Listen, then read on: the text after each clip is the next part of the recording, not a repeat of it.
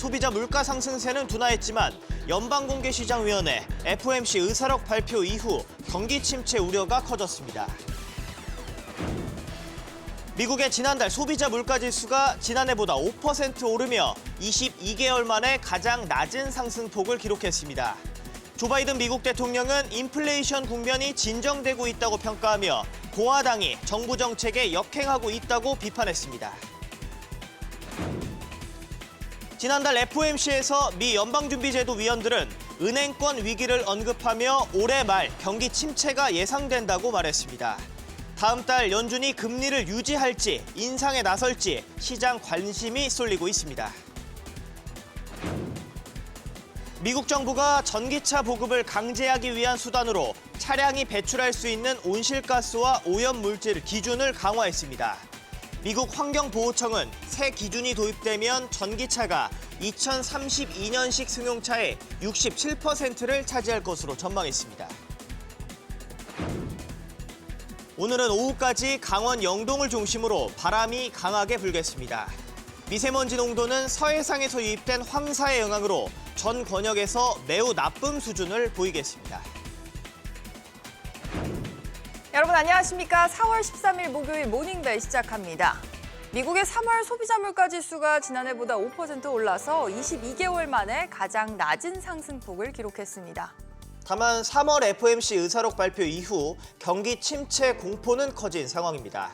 정단 캐스터, 뉴욕 증시 상황부터 전해주시죠. 네, 수요일에 투자자들은 미국의 3월 소비자 물가지수 CPI 그리고 연준의 3월 FOMC 의사록에 집중했습니다. CPI가 전망치보다 낮게 나왔음에도 불구하고 주요 지수는 출렁이다가 하락했는데요. 왜 그랬을까요? 지수부터 확인해 보시죠. 최근 나스닥 그리고 S&P 500 지수보다 다우 지수가 선방하는 편이었는데 이날은 다우 지수마저 하락했습니다. 0.11% 내렸고요. 나스닥 지수가 0.85%, S&P 500 지수가 0.41% 하락했습니다. 시총 상위 종목 이어서 보시죠. 애플부터 아마존까지 하락 마감한 가운데 마이크로소프트만 0.23% 소폭 올랐고요. 버크셔 서웨이 0.56% 강세였습니다. 또 엔비디아와 테슬라 보시면 2.48%, 3.35% 하락을 했고요. 메타가 약 강보합권에서 마감을 했고 유나이티드 헬스그룹도 소폭 올랐습니다. 비자 0.28% 내렸지만 엑소모빌로부터 시총 10위 자리는 지켜냈습니다. 이날 나온 3월 소비자 물가지수 CPI를 보면 물가가 잡히고 있는 것 같으면서도 마음 한켠이 왠지 좀 찜찜합니다. 왜인지 보시죠. 먼저 헤드라인 CPI는 시장 예상보다도 낮게 나왔습니다. 전월 대비로 0.1%, 전년 동기 대비로는 5% 상승하면서 블룸버그 전망치를 모두 하회했고요. 또 확연한 물가 상승세 둔화를 보여줬습니다. 에너지와 식료품 가격이 하락한 영향이 컸습니다. 하지만 연준이 더 중요하게 보는 변동성이 큰 식품과 에너지 가격을 제외한 근원 CPI 살짝 다릅니다. 전월 대비로 0.4%, 전년 대비로는 5.6% 상승했는데요. 예상치에는 부합을 했지만 전년 대비 상승률의 경우 2월보다 올라왔습니다. 뉴욕 연방준비은행의 월간 설문조사도 함께 보면 현재 물가가 잡히고 있다는 인식에도 불구하고 인플레이션은 꽤 오랫동안 높은 수준을 유지할 것으로 보이는데요. 3월에 향후 1년간 예상되는 물가 상승률 중간값이 4.7%를 기록하면서 전월 대비 깜짝 상승했습니다. 단기 기대 인플레이션이 오른 건 지난해 10월 이후 5개월 만에 처음이었습니다. 중장기 기대 인플레이션도 연준 목표치 2%에는 다가서고 있지만 3년 기대 인플레이션 2월보다 또 역시 증가를 했죠. 완화 과정이 쉽진 않을 것임을 시사했습니다. 같은 날 공개된 3월 FOMC 의사록도 반갑지가 않았습니다. 연준 위원들조차 경기 침체를 걱정하고 있기 때문인데요. 침체의 시작 시점으로는 올해 말을 예상하고 있습니다. 그러면서 올해 GDP 성장률로 고작 0.4%를 예상했죠. 결국에는 올해 2분기부터 4분기까지 마이너스 성장을 예상하고 있다는 겁니다. 제러미 시걸 와튼스쿨 교수는 그래서 금리를 인하할 것이라고 보고 있는데 유명한 경제학자 출신의 에버코어 ISI 회장도 경기 침체가 예상된다면서 최소한 5월에는 금리를 또 올리지 말아야 한다고 당부를 했습니다. 하지만 은행 위기만 아니었다면 3월에도 0.5%포인트 인상을 지지했을 위원들도 있었고 또 물가 상승률을 2%로 낮추겠다는 연준의 의지도 강합니다. 그래서인지 시장도 여전히 5월 FOMC에서 베이비 스텝 가능성이 더 높다고 보고 있습니다. 결국 3월 CPI가 예상을 하회했어도 경기 침체 우려가 커지다 보니까 주요 지수 상승폭을 반납하고 하락한 겁니다. 현지 시간 오늘은 주간 신규 실업보험 청구 건수와 3월 생산자 물가지수가 공개가 되죠. 노동시장 그리고 물가 추이를 더 알아갈 수 있을 겁니다. 유럽 주요국 증시는 미국의 헤드라인 CPI가 예상보다 낮게 나왔다는 점을 소화하면서 소폭 상승했습니다. 일본 증시에는 워런 버핏 효과가 이어졌지만 미국의 CPI를 관망하면서 상승폭이 좀 제한적이었습니다. 0.57% 올랐고요. 중하권 증시 희비가 엇갈렸죠. 홍콩 항생지수는 대형 기술주 중심 하락세로 0.8% 하락했습니다. CPI 하락을 기대하며 오르던 비트코인 가격, 정작 뉴스가 나오자 한숨 쉬어가는 분위기입니다. 현재 오전 6시 기준으로는 3,980만 원대에 거래되고 있습니다. 국제유가와 국채금리도 예상보다 낮게 나온 미국 CPI에 반응을 했습니다. 유가는 오름세였는데요. WTI가 배럴당 83달러 선에 브렌트유는 87달러 선에 거래를 마쳤고요. 국채금리는 내림세였습니다. 연준의 금리 인상이 예상보다는 빠르게 멈출 것이란 기대감 때문이었습니다. 10년물 국채 수익률이 3.394%, 2년물 국채 수익률이 3.96% 기록했습니다. 어제 원달러 환율은 달러당 1,325원 70전에 거래를 마쳤습니다.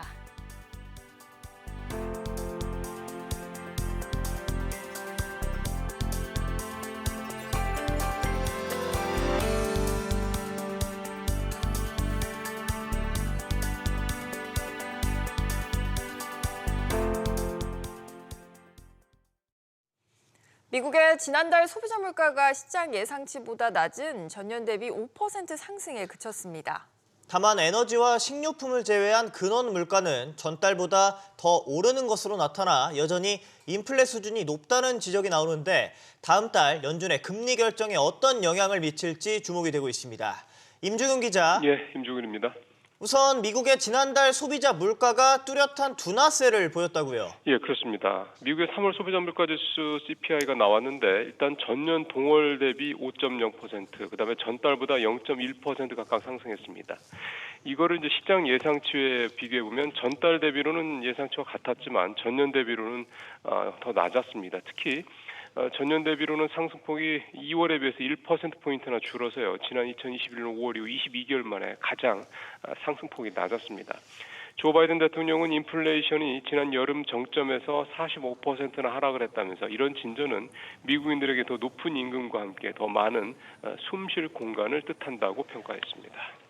고용에 이어서 인플레 지표 역시도 좀 둔화된 셈인데 다음 달 연준의 금리 결정에는 어떤 영향을 미칠까요? 예, 지난달 CPI 내용을 좀 자세히 뜯어보면 어느 정도 유추가 가능할 텐데요. 우선 그동안 소비자 물가 상승을 주도해왔던 휘발유 가격, 계란 등 일부 식료품 그리고 중고차 가격이 뚜렷한 하락세를 보이고 있습니다.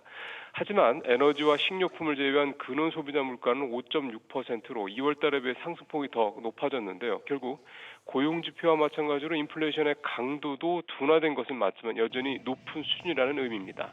때문에 연준이 다음 달 3일 FOMC에서 상승폭 둔화에 초점을 맞출지 아니면 여전히 높은 지표 수준에 맞출지가 동결이냐 또는 추가 인상이냐의 가늠자가 될 것으로 예상됩니다. SBS BG 임종윤입니다.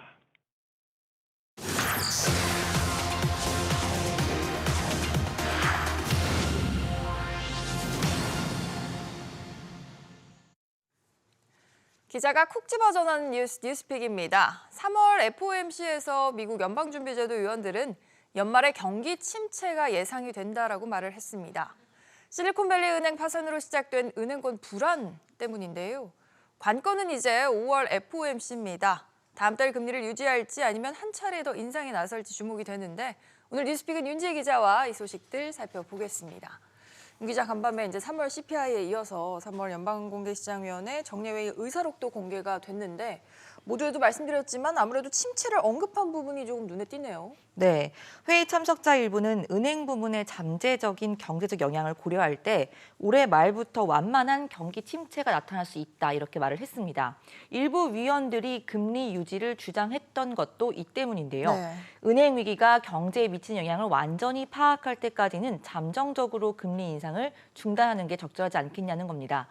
하지만 여전히 인플레이션을 잡는 게 최우선이라는 데는 이견이 없었기 때문에 결과적으로 금리를 0.25%포인트 올렸습니다. 미국 경제가 침체기에서 벗어나는 데는 걸리는 시간 2년으로 예상했습니다.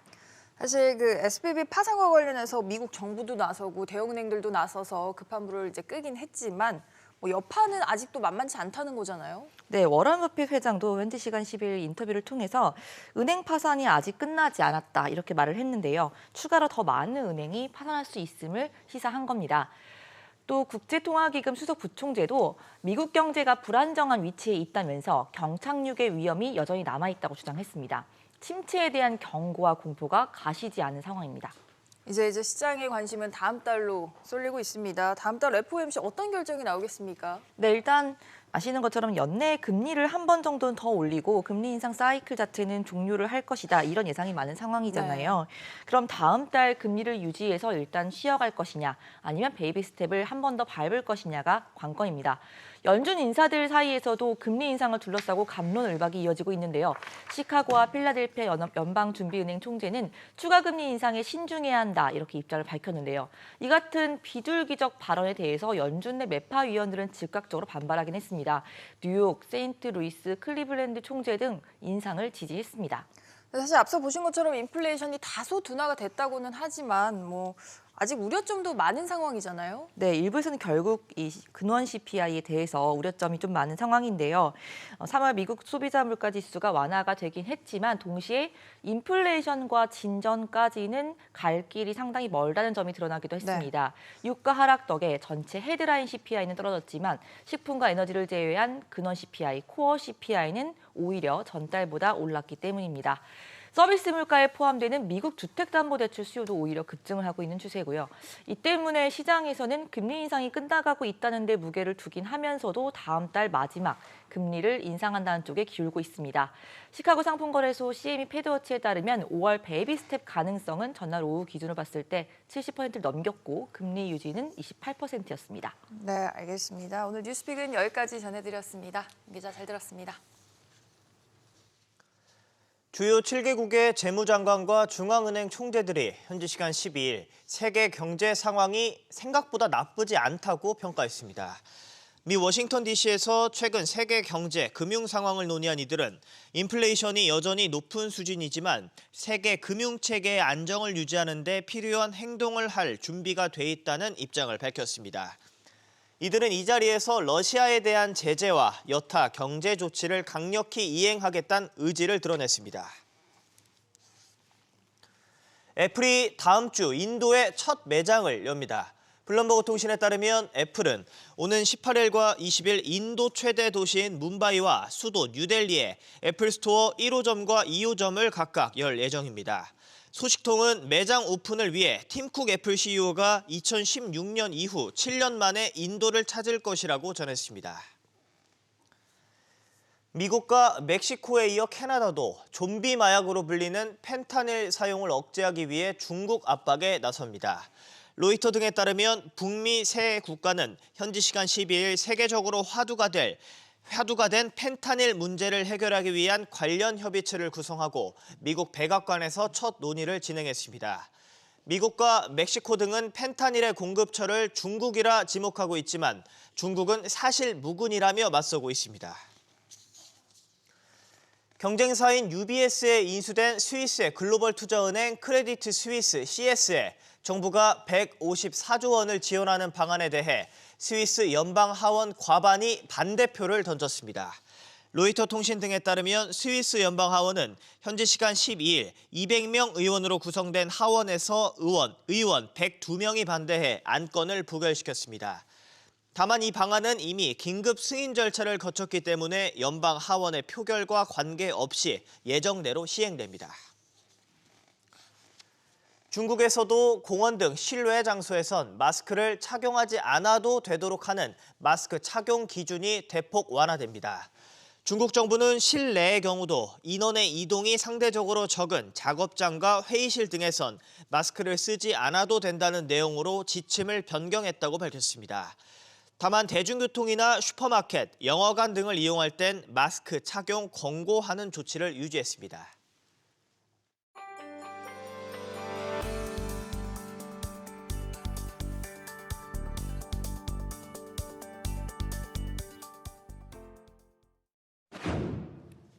이번에는 뉴욕 증시 오늘장을 분석해보고 전략 세워보는 시간 갖겠습니다. 교보증권의 황지연 책임연구원 전화로 연결돼 있습니다. 안녕하세요.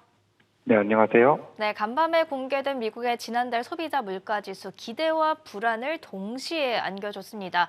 3월 CPI 상승률이 22개월 만에 가장 낮은 수준을 기록하면서 인플레이션 둔화가 좀 뚜렷했지만 여전히 연준의 목표치는 크게 웃돌고 있는데요. 이번 CPI 결과 어떻게 좀 확인을 해야 할까요? 네, 오늘 뉴욕 증시는 이제 물가 둔화 소식에도 경기 침체 우려감이 부각되면서 주요 3대 지수인 다우 지수가 0.11%, S&P 지수가 0.41%, 나스닥 지수는 0.85% 하락하며 마감했습니다. 오늘 미증시는 CPI 발표 직후에는 상승하면서 최근 잠잠했던 시장의 랠리에 대한 기대감을 키웠습니다. 오늘 발표된 CPI는 전년 대비 약 5% 상승했는데요. 이는 전월 대비 1% 빠진 수치이고 21년 5월 이후 가장 낮은 상승폭을 보여줬습니다. 시장 예상치인 5.1%보다도 하회하면서 인플레이션 정점에 대한 기대감에 장 초반에는 증시가 상승하며 시작했는데요. 하지만 뒤이어서 FOMC 의사록이 발표되면서 경기 침체에 대한 우려감이 확대, 증시는 하락 반전하기 시작했습니다. FOMC 정례 회의 의사록에서 연준 위원들은 연말 미국 경제가 완만한 경기 침체에 도달할 가능성이 높아졌다고 우려했습니다. 최근 이제 빠른 정책적 대응으로 실리콘밸리 은행 등 지방 은행들의 연쇄 파산을 막아내기는 했지만 경색된 신용이 실물 경제에도 타격을 입힐 것이라는 전망입니다. 이로 인해 미국 증시는 일제히 하락하면서 마감했습니다. 반면 미국 이제 2년물 금리와 10년물 금리는 하락하면서 이제 채권 시장에는 경기 침체에 대한 우려감과 금리 인상의 종료가 다가오면서 이제 금리 인하에 대한 기대감까지 반영된 것으로 이제 보고 있습니다. 네, 저희가 물가를 한번 이야기한 이유가 바로 이 물가가 연준의 향후 행보에 중요한 영향을 미치기 때문인데요.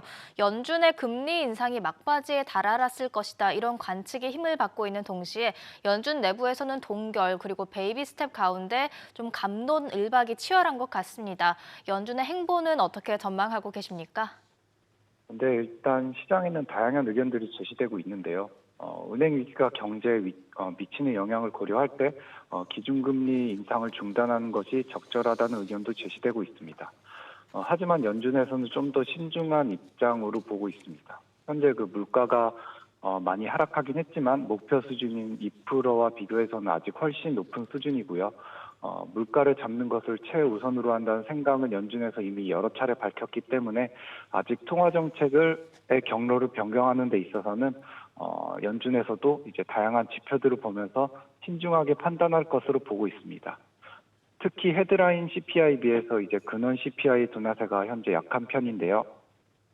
에너지 부분에 있어서는 이제 기저효과로 많은 하락이 있었지만 주거비와 서비스 물가가 아직 쉽게 가라앉지 않으면서 오히려 근원 CPI는 전월보다도 상승한 모습입니다. 이런 부분들을 고려해 볼 때 인플레이션 정점은 지났다고 보지만 여전히 갈 길은 아직 많이 남아있다고 판단되고 근원 물가를 원하는 수준까지 되돌리기 위해서는 적어도 아직 금리 인상을 중단하고 금리 인하에 빠르게 진입하기에는 섣부른 시점이라고 판단되고 있습니다.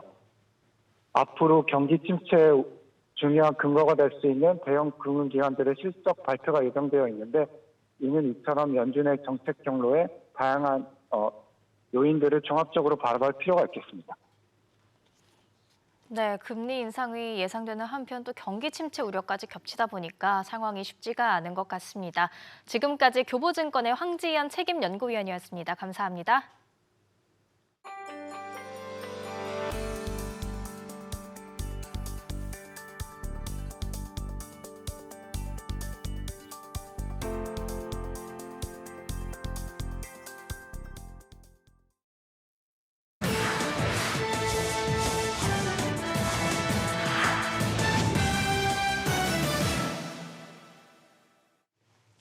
인텔과 세계 최대 모바일 칩 제조사죠. 이 Arm이 반도체 파운드리 시장을 놓고 동맹을 선언했습니다. 기습적인 전략적 협업 선언에 반도체 업계가 술렁이고 있는데요. 당장 삼성과 TSMC에는 비상이 걸렸습니다. 자세히 한번 들여다보죠. 양사는 인텔의 1.8나노 공정을 활용해 모바일 기기용 반도체를 생산하기로 했습니다. 우선 스마트폰용 칩을 시작으로 향후 자동차와 사물 인터넷, 데이터 센터, 우주 항공 분야로 영역을 넓힐 방침인데요. 인텔이 파운드리 사업을 강화하고 있는 상황에서 이 90%가 넘는 점유율을 가진 Arm의 설계 디자인이 시너지 효과를 발휘하게 되면 수년 내에 큰손 고객들인 애플과 퀄컴 등이 삼성전자나 TSMC 대신 인텔을 선택할 수 있다는 전망이 나옵니다. 이들이 손을 잡았다는 것은 그만큼 Arm이 인텔의 기술 로드맵에 대해 큰 신뢰를 보내고 있다는 것으로 해석되는데요. 10년에 가까운 암흑기를 거친 인텔은 최근 2나노, 1.8나노 공정 개발을 마쳤다고 밝히는 등 주도권 탈환에 박차를 가하고 있습니다. 더군다나 애플, 퀄컴과 같은 세계 최대 AP 설계 기업들은 수년간 Arm의 디자인을 바탕으로 삼성전자 그리고 TSMC 등의 반도체 위탁 생산을 맡겨왔는데 최근 들어 칩의 성능 향상폭이 정체기에 접어들었다는 평가가 나오고 있는데요. 개발이 지지부진한 상황에서 인텔의 1.8나노 공정이 우위를 증명할 경우 이 같은 큰손 고객들이 인텔을 새로운 제조 기지로 삼을 가능성을 배제할 수 없습니다. 현재 파운드리 시장에서 인텔의 존재감은 두드러지지 않지만 이 칩 설계 디자인을 쥐고 있는 Arm이 인텔과 손을 잡기로 한 만큼 시장 선두인 삼성전자와 TSMC는 부담이 될 수밖에 없는데요. 잃어버린 왕자를 되찾기 위해 돌아온 인텔이 반도체 지형에 어떤 지각 변동을 불러올지 주목하셔야겠습니다. 최근 비트코인이 랠리를 이어가고 있죠. 10개월 만에 처음으로 3만 달러를 돌파하는가 하면 올 들어서만 80% 넘는 폭등세를 보이고 있는데요. 이런 가운데 주요 이벤트인 반감기가 코앞으로 다가왔다는 분석과 함께 역사적인 상승장이 올 것이라는 전망이 나오고 있습니다. 가상자산 거래소 루노의 BJ IR는 현재 상승세와 별개로 비트코인이 바닥을 형성했다고 설명했는데요.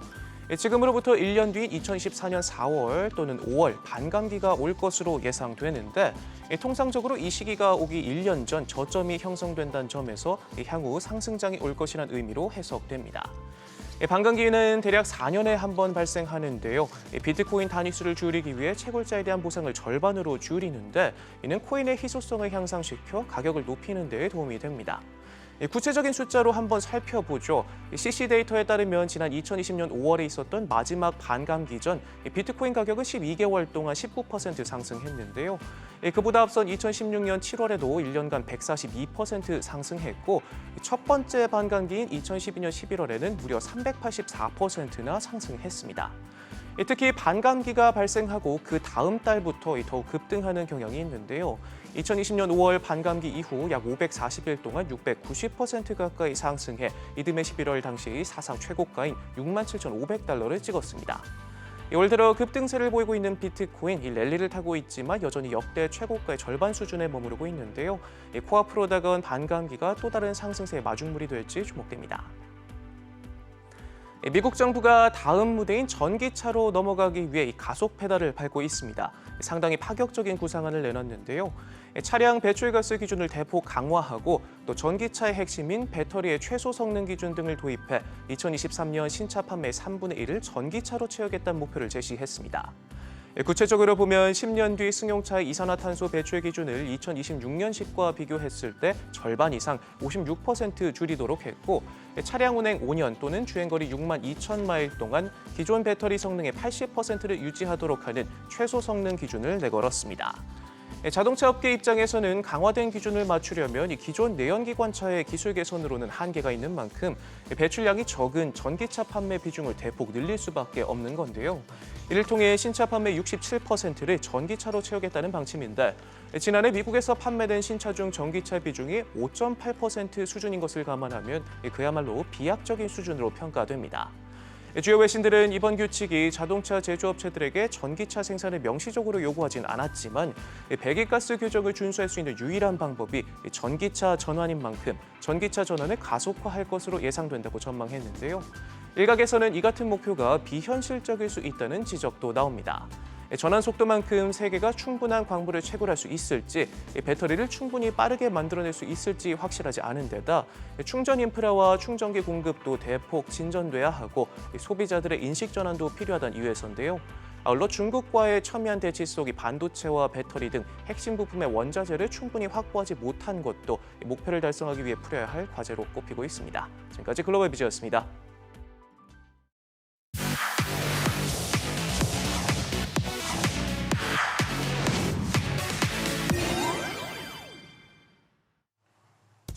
미국의 3월 소비자 물가지수 CPI가 하락했다는 소식 앞서 전해드렸는데요. 이는 9개월 연속 둔화한 것으로 거의 2년 만에 최저치입니다. 이와 관련해 톰 바킨 리치먼드 연은 총재는 예상치에 부합하는 수준이었다고 평가했는데요.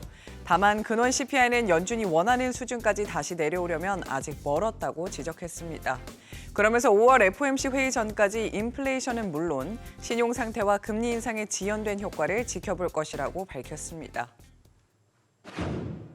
It was pretty much as expected. I put particular focus on the core, which is still running a little over 5% year over year. And, we had some good news on energy, but there's still more to do, I think, to getting core inflation back down to where we'd like it to be. Inflation is going to come down in part because demand is cooling, and I definitely see demand cooling. And then you've got credit conditions. I'm watching that carefully, and of course the lagged impact of rate hikes. So those are the things I'm watching as we get into the May meeting and beyond. 국제통화기금 IMF가 올해 세계 경제 성장률 전망치를 하향했다는 소식 어제 모닝벨에서 전해드렸는데요. 반면 미국의 전망치는 탄탄한 내수를 이유로 소폭 올렸죠. 기타 고피나스 IMF 수석 부총재는 연준의 공격적인 금리 인상에도 불구하고 미국의 소비와 고용 시장이 여전히 강세를 보이고 있다며 놀랍다고 평가했는데요. 이는 미국이 경기 침체를 막을 수 있다는 것을 보여준다고 해석했습니다. 다만 경착륙할 위험도 아직 남아있다고 경고했습니다. What surprised us about the U.S. economy is the strength of consumption spending, the strength of the labor market. And that has happened despite the Fed raising interest rates quite considerably. Now, if you look at the very recent data, you see some signs of softening, but still, these are still strong conditions. That gives us, the possibility that they could avoid a recession. But that said, if you look at our growth numbers, we're looking at very low growth numbers for the U.S. And so the risks of a hard landing remain. 한편 투자의 귀재로 불리는 워런 버핏 버크셔 해서웨이 CEO는 은행 파산이 아직 끝나지 않았다고 경고했습니다. 은행 소유주를 비롯한 많은 사람들이 많은 돈을 잃을 수 있다고 말했는데요. 다만 예금자들은 괜찮을 것이라며 공포에 빠질 필요는 없다고 밝혔습니다. We're not through with bank failures, but we are through the depositor. The depositors haven't had a crisis. The owners of banks may have lost a hell of a lot of money. The people who bought the debt of the holding company, they may lose a lot of money. People can lose a lot of money, but the depositors aren't. And so you don't need to turn a dumb decision by managers into panicking the whole citizenry of the United States about something they don't need to be panicked about. 미국의 3월 CPI 하락으로 연준이 오는 5월 회의를 마지막으로 금리 인상을 중단할 것이라는 기대감이 커졌는데요. 토마스 오니그 전 캔자스시티 연은 총재는 중단은 가능할지라도 피벗, 다시 말해 금리 인하는 너무 이르다고 진단했습니다. 인플레이션이 연준의 최우선 사항이 돼야 한다고 강조하기도 했는데요. 피벗을 생각하기에 앞서 인플레이션이 계속 하락하고 있다는 것이 분명해져야 한다고 말했습니다. If the inflation numbers are down, that means the real rates are rising on their own. That should further slow the economy, and the Fed has to be mindful of that. Also, as much as they say, we're still concerned, they should be at least, about the condition of the banking industry overall. And you don't want to make that part of the industry even more vulnerable by raising rates unless you absolutely have to. And I understand that, and that's when some of my comments were about in terms of inflation has to be the first priority. They have to get it down, have to show it's continuing down, and then be confident of that before they really start thinking about pivoting. Pausing may be one thing, but pivoting, I think, would be way too soon.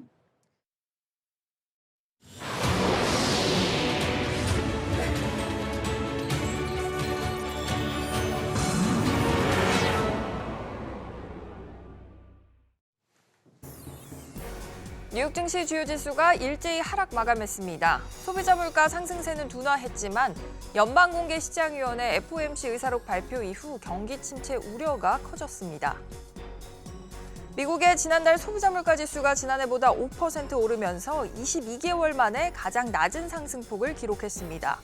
조 바이든 미국 대통령은 인플레이션 국면이 진정되고 있다고 평가하면서 공화당이 정부 정책에 역행하고 있다고 비판했습니다. 지난달 FOMC에서 미국 연방준비제도 위원들은 은행권 위기를 언급하며 올해 말 경기 침체가 예상된다고 말했습니다. 다음 달 연준이 금리를 유지할지 인상에 나설지 시장에 관심이 쏠립니다. 미국 정부가 전기차 보급을 강제하기 위한 수단으로 차량이 배출할 수 있는 온실가스와 오염물질 기준을 강화했습니다.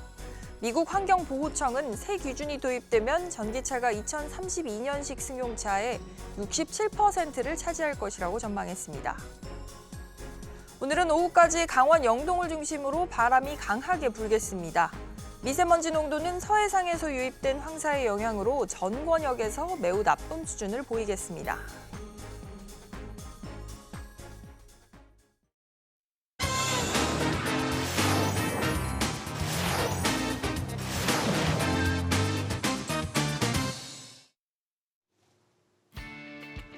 조간 브리핑입니다.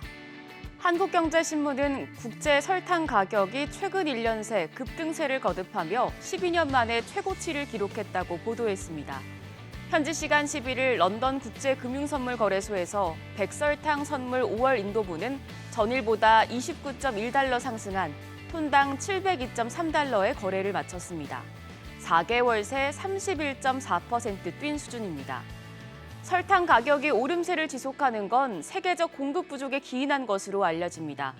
세계 최대 생산국이자 2위 수출국인 인도는 지난해 5월부터 9월 단행한 수출 규제를 올해도 지속하겠다고 밝힌 데 더해 태국과 중국, 미국, 멕시코, 파키스탄 등 주요 설탕 생산국에서 모두 공급이 부족한 상황인 것으로 전해졌습니다.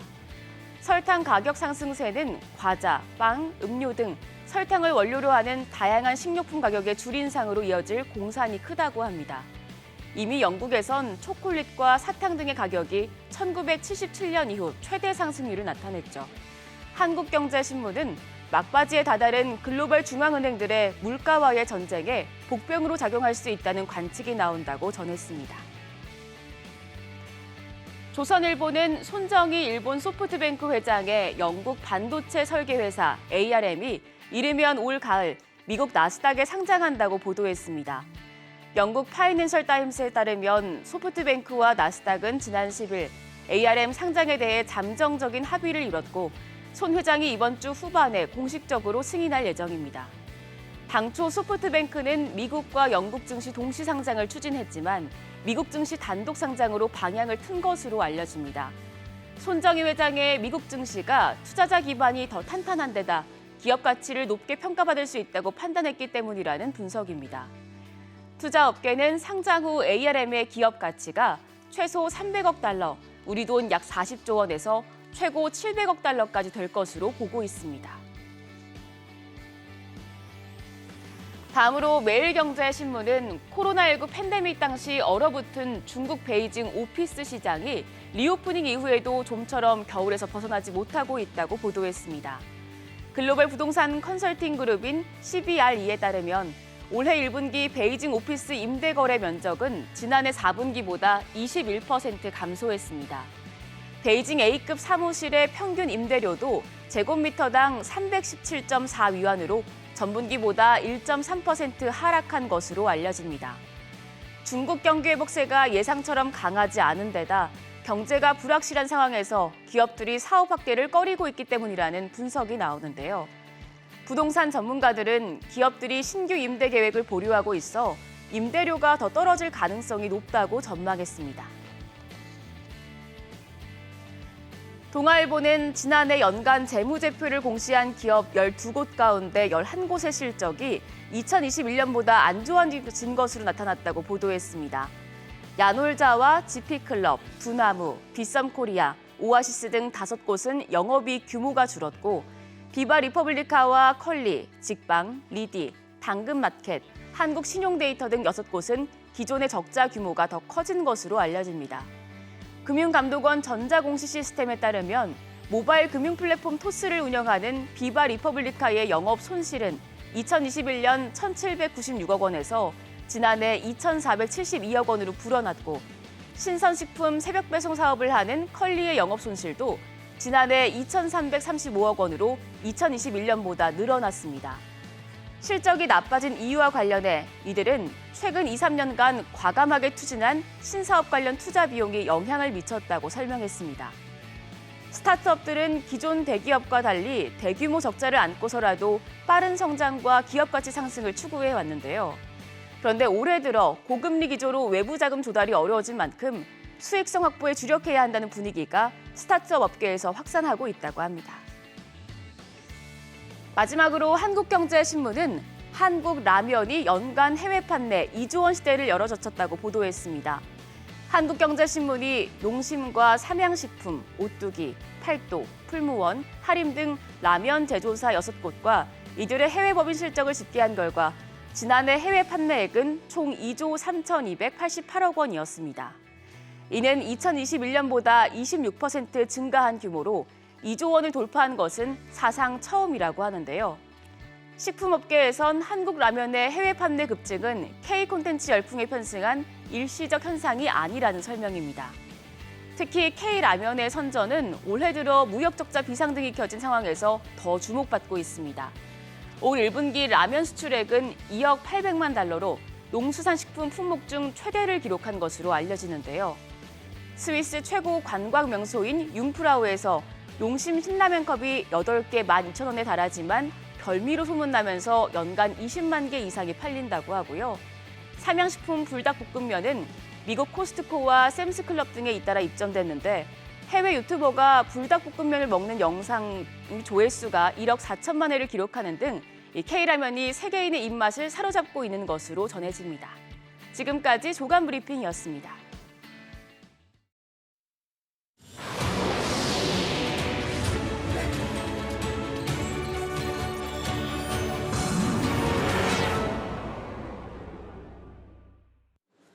식품의약품안전처가 농업회사법인 일광이 수입 판매한 중국산 당근에서 기준치를 6배 초과한 잔류농약이 검출됐다고 밝혔습니다.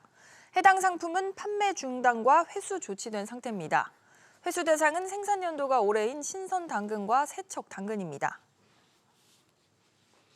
국내 가구 회사들의 대규모 입찰 담합 의혹을 수사 중인 검찰이 공정거래위원회에 고발을 요청했습니다.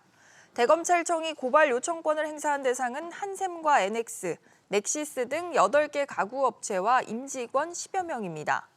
검찰은 이들 업체가 지난 2015년부터 신축 아파트의 빌트인 형태로 들어갈 특판 가구 납품사를 정하는 과정에서 1조 3천억 원대 담합을 벌인 혐의를 포착해 수사해왔습니다. 오늘은 오후까지 강원 영동을 중심으로 바람이 강하게 불겠습니다. 강풍으로 작은 불씨가 큰 불로 번질 위험이 있어서 야외 활동이나 쓰레기 소각 등은 자제하시는 게 좋겠습니다. 아침 최저 기온은 0에서 11도로 다소 쌀쌀하겠고 낮 최고 기온은 17에서 25도로 예보됐습니다. 미세먼지 농도는 서해상에서 유입된 황사의 영향으로 전권역에서 매우 나쁨 수준을 보이겠습니다.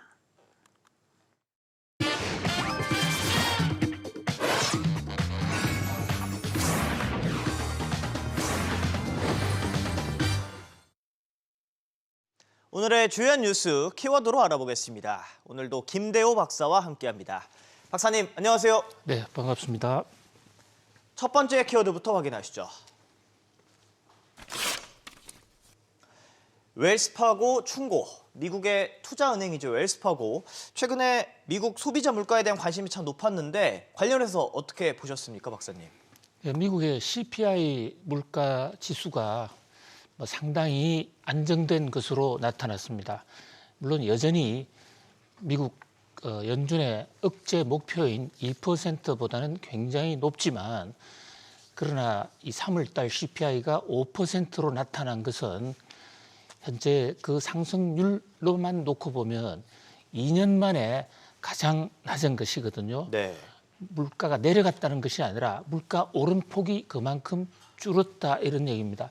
그동안 뉴욕 증시에서는 물가가 좀 떨어지기를 얼마나 학수고대해 왔습니까? 근데 상승률이 좀 줄었다라는 이 대목을 상당히 반기는 모습으로 뉴욕 증시가 장 초반에는 강세 기조를 유지했습니다. 근데 시간이 지나면서 다시 약세로 반전이 됐고 이 약세로 반전되는 결정적인 계기는 연준 의사록, 그러니까 FOMC죠. 미국 연방준비제도 이사회에서 공개시장위원회를 한 그 회의록 마이뉴트라는 그 의사록을 공개하면서 뉴욕 증시가 하락세로 돌아섰는데요. 자, 이 연준 의사록에 나온 이 얘기, 거기서 가장 키워드를 하나를 꼽으라면 경기 침체입니다. 네. 연준에서 경기 침체를 보고 있다는 것은 상당히 쇼킹한 뉴스로 받아들여질 수가 있어요. 자, 올 하반기 미국 경제가 완만한 침체기에 접어들 수 있다. 물론 연준 FOMC 의사록의 일부 의원들의 얘기기는 합니다만은 연준 내에서 경기 침체가 나왔다는데 뉴욕 증시는 조금 놀라는 반응을 보였습니다. 그래서 은행 위기가 완전히 파악될 때까지는 잠정적으로 금리 인상을 중단하는 것이 적절하다. 이런 의견까지 나왔는데요. 미국 연준에서 금리 인상을 중단한다 또는 금리 인상을 종료한다는 것은 뉴욕 증시의 상당히 호재입니다. 네. 그런데도 불구하고 증시가 상당히 이상 반응을 보이는 것은 그 이유, 금리 인상을 중단하는 이유가 물가가 이제 안정됐기 때문에 금리 인상을 중단하자 이랬다면 상당히 환호하는 분위기였을 것입니다. 그런데 그 안에 FOMC 안에 들어가 있는 연준 위원들의 일부 있지만은 경기 침체가 올지도 모르니까 금리 인상을 중단하자. 이것은 최악의 상황이거든요. 연준이 금리를 올리는 것은 경기 침체로 가자는 것이 아니고 소프트 랜딩, 아주 연착륙을 하면서 물가를 잡자는 것인데 현재 지금 아직 물가 다 잡지를 못했습니다. 여전히 5%란 말이죠. 2배 반 목표에. 그런데 벌써 경기 침체가 온다? 이것은 통화정책하는 사람 입장에서는 최악의 상황이다 볼 수가 있어요. 자, 이런 가운데 웰스파고가 경기 침체 시그널을 냈거든요. 자, 우선 소비자 물가 상황부터 먼저 좀 보시면요.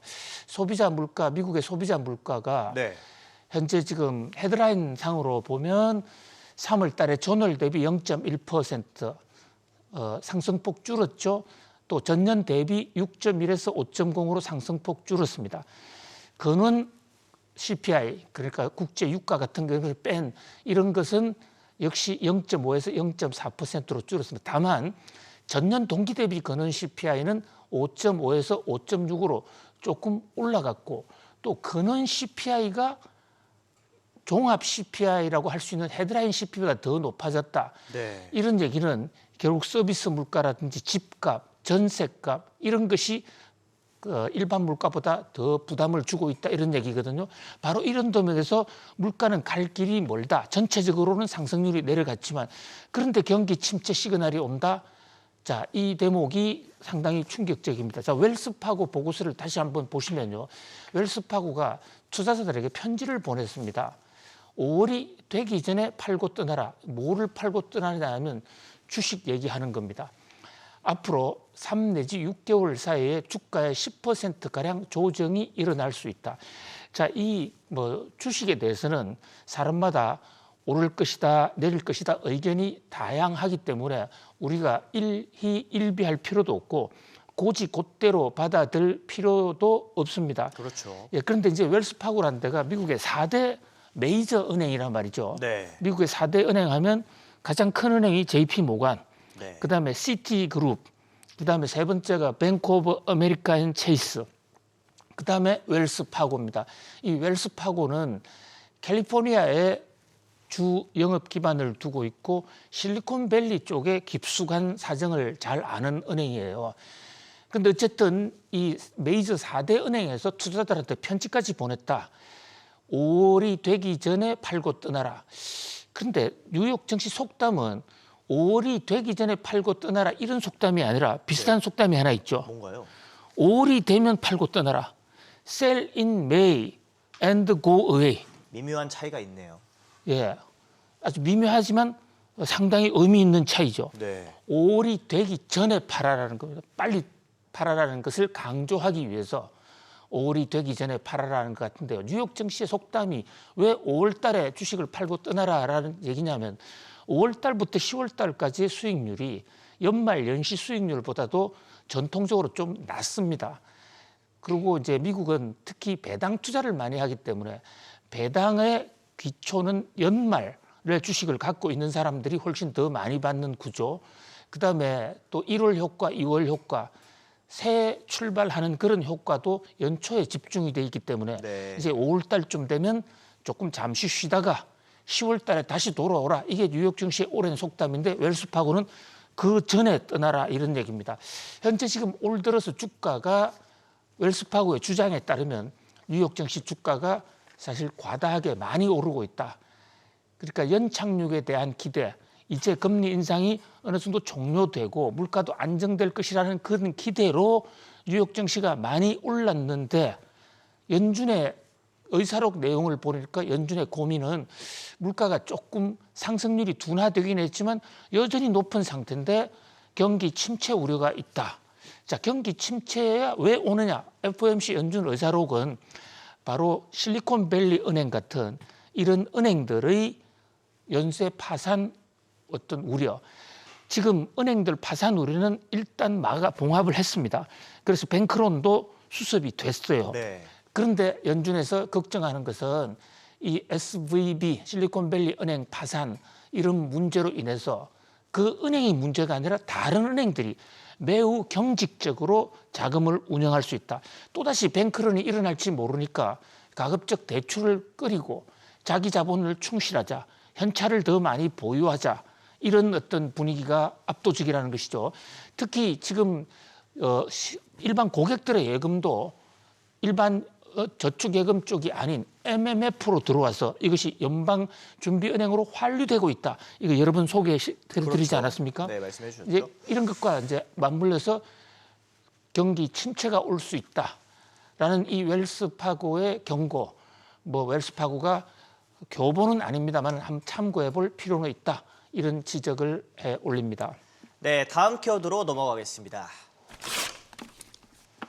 인텔 반격. 미 반도체 인텔이 어떤 반격을 했습니까, 박사님? 자, 지금 인텔 하면 반도체가 상업화되게 된 출범지이고 뭐 반도체 산업의 아버지라고 불리는 회사죠. 그렇죠. 그런데 최근에 기술 개발에 조금 뒤져서 특히 첨단 반도체 분야에서 삼성이나 대만의 FOMC에 좀 뒤져 있었습니다.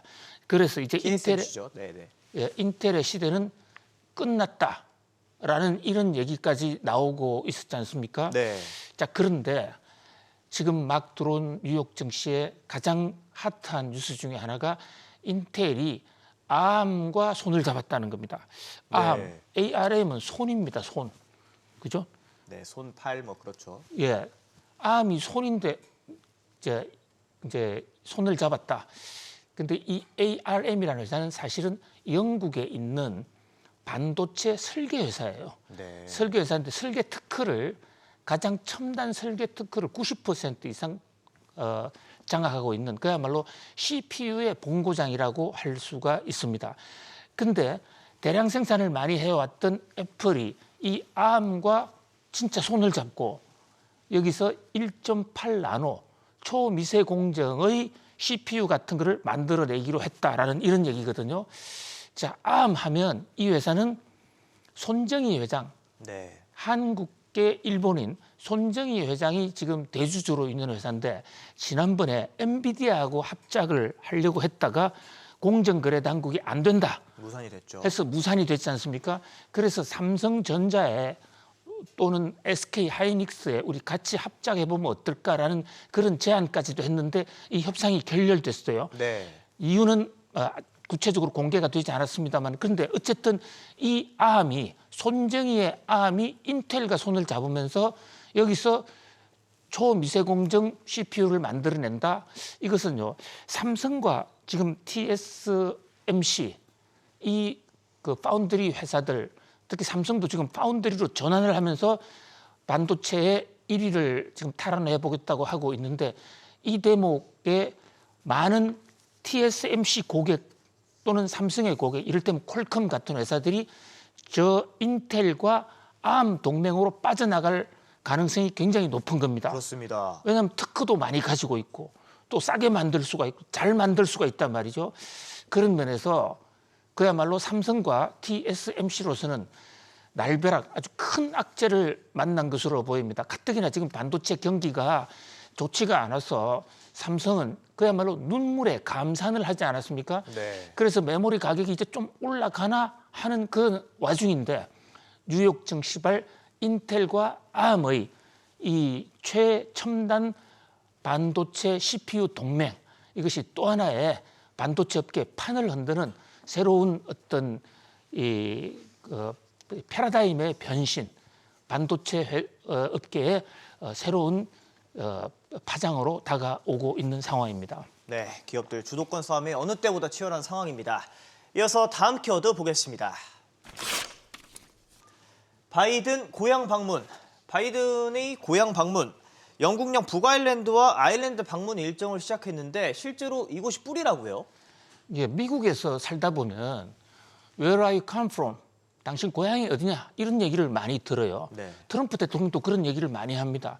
그런데 동양인이 미국에서 태어난 사람, 내가 I'm come from 뉴욕 이러면 Originally where are you come from?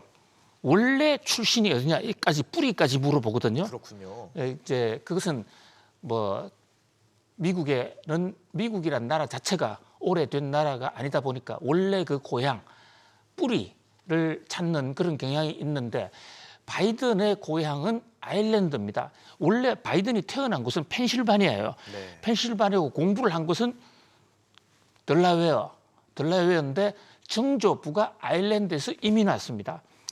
그런데 지금 바이든이 이 세계 정세가 엄중하게 돌아가고 있는 상황에 아일랜드 고향 뿌리 찾기에 나섰어요. 의도가 있겠죠.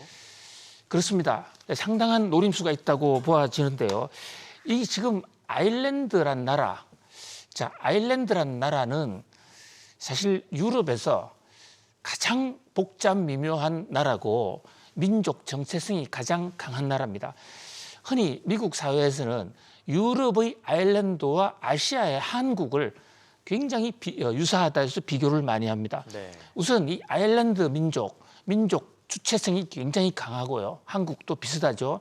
거기에다가 교육열이 굉장히 높고 인종 자체가 굉장히 우수합니다. 그래서 이 아일랜드가 이웃 영국보다도 GDP가 훨씬 더 높아요. 그런데 아일랜드는 오랜 기간 동안 영국 식민지였습니다. 800년 식민지였습니다. 네. 한국은 일본의 41년 식민지였습니다. 그 두 개가 굉장히 비슷해요.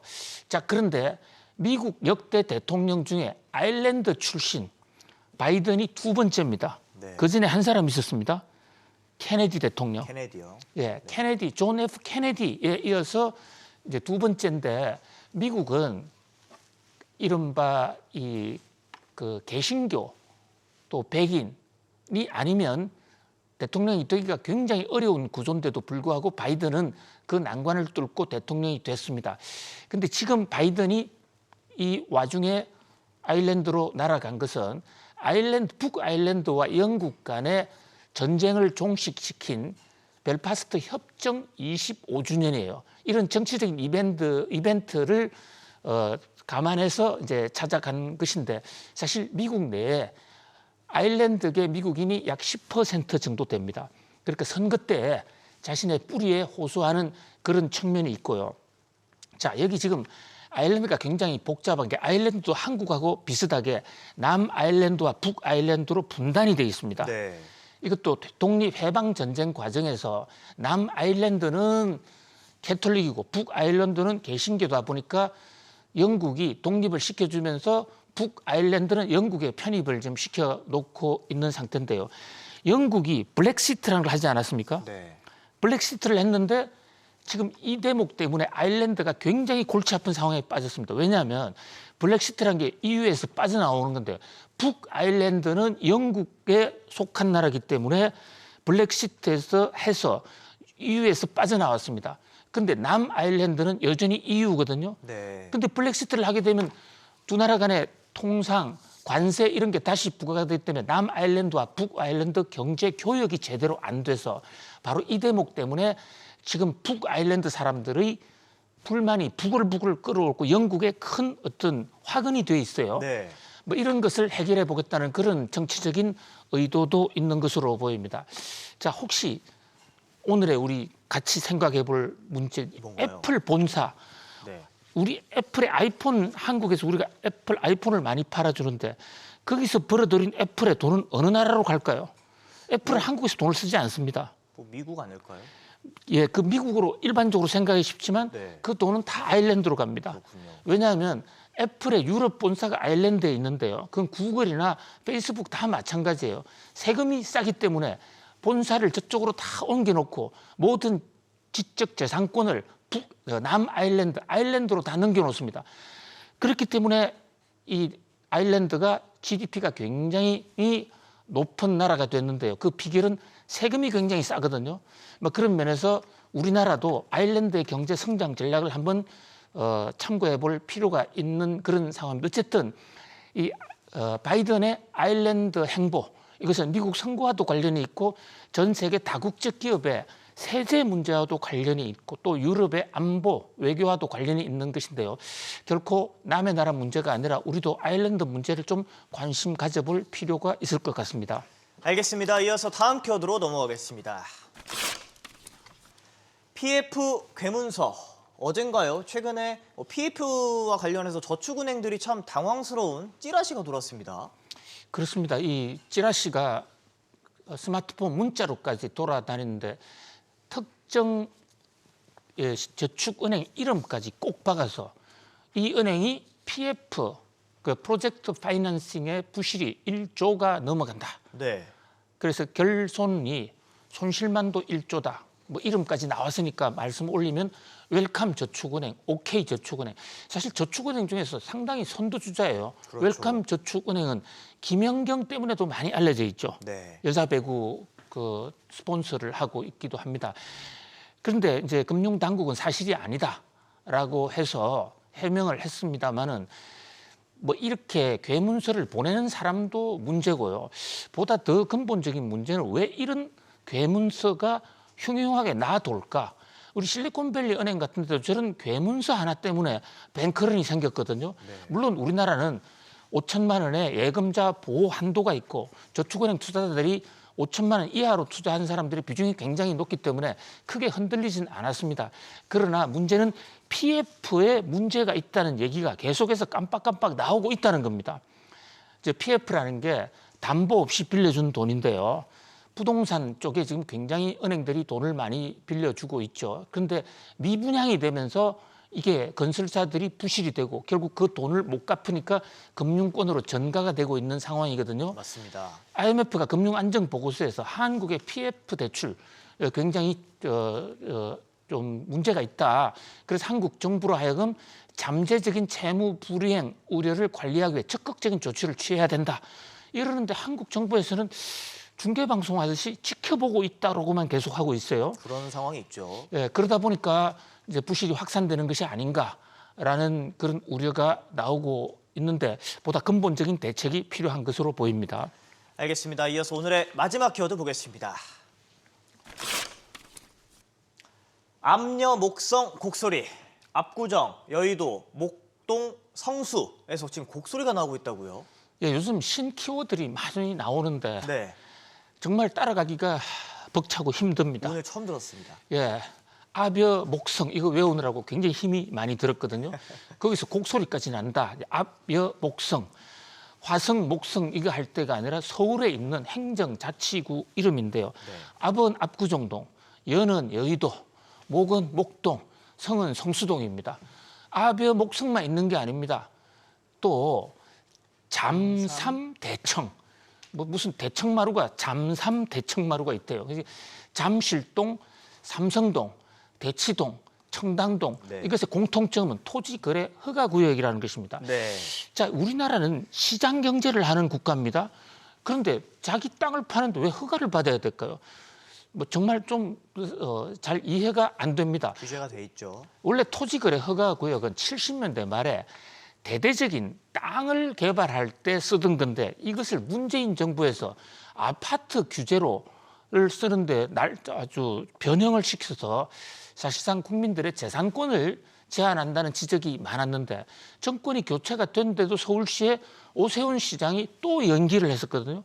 여기서 아벼 목성에 사는 분들의 지금 재산권 침해 논란, 왜 우리 집을 우리 마음대로 팔지 못하게 하느냐. 신고해서 허가를 받아야 되는 것뿐만 아니고 새로 사는 사람들은 반드시 들어와야 된다는 이런 조항까지 있습니다. 이게 헌법상 기본권 침해다 이런 얘기도 있는데, 자, 우리 PF 말씀을 드렸지 않습니까? 네. PF 부실을 막기 위한 가장 큰 대책 중에 하나는 부동산이 연착륙해야 됩니다.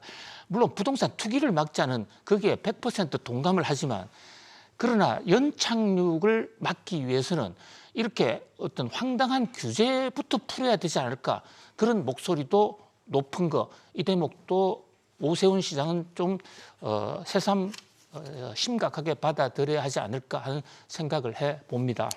알겠습니다. 지금까지 오늘의 키워드 웰스파고 충고, 인텔 반격, 바이든 고향 방문, PF 괴문서, 아벼 목성 곡소리 박사님과 짚어봤습니다. 고맙습니다.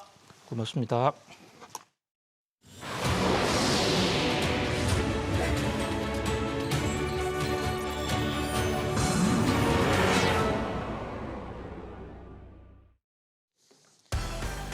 뉴욕 증시 주요 지수가 일제히 하락 마감했습니다. 소비자 물가 상승세는 둔화했지만 연방공개시장위원회 FOMC 의사록 발표 이후 경기 침체 우려가 커졌습니다.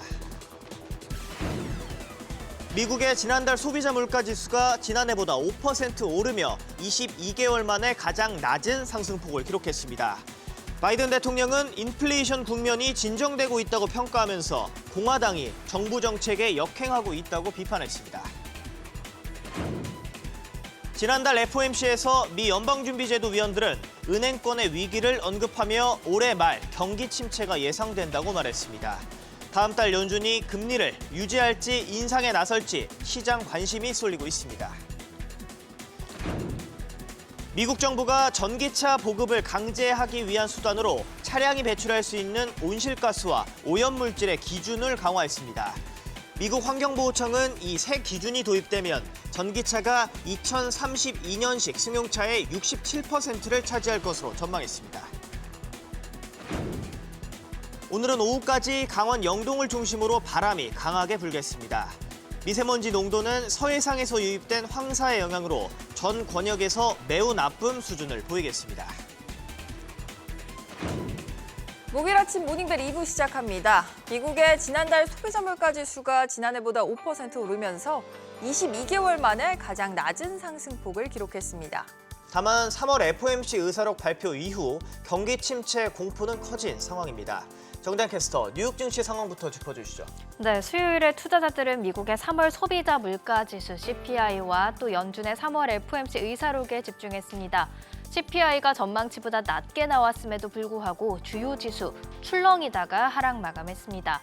최근 나스닥, S&P 500 지수보다 다우 지수가 선방하곤 했는데 이날은 다우 지수마저 하락했습니다. 0.11% 내렸고요.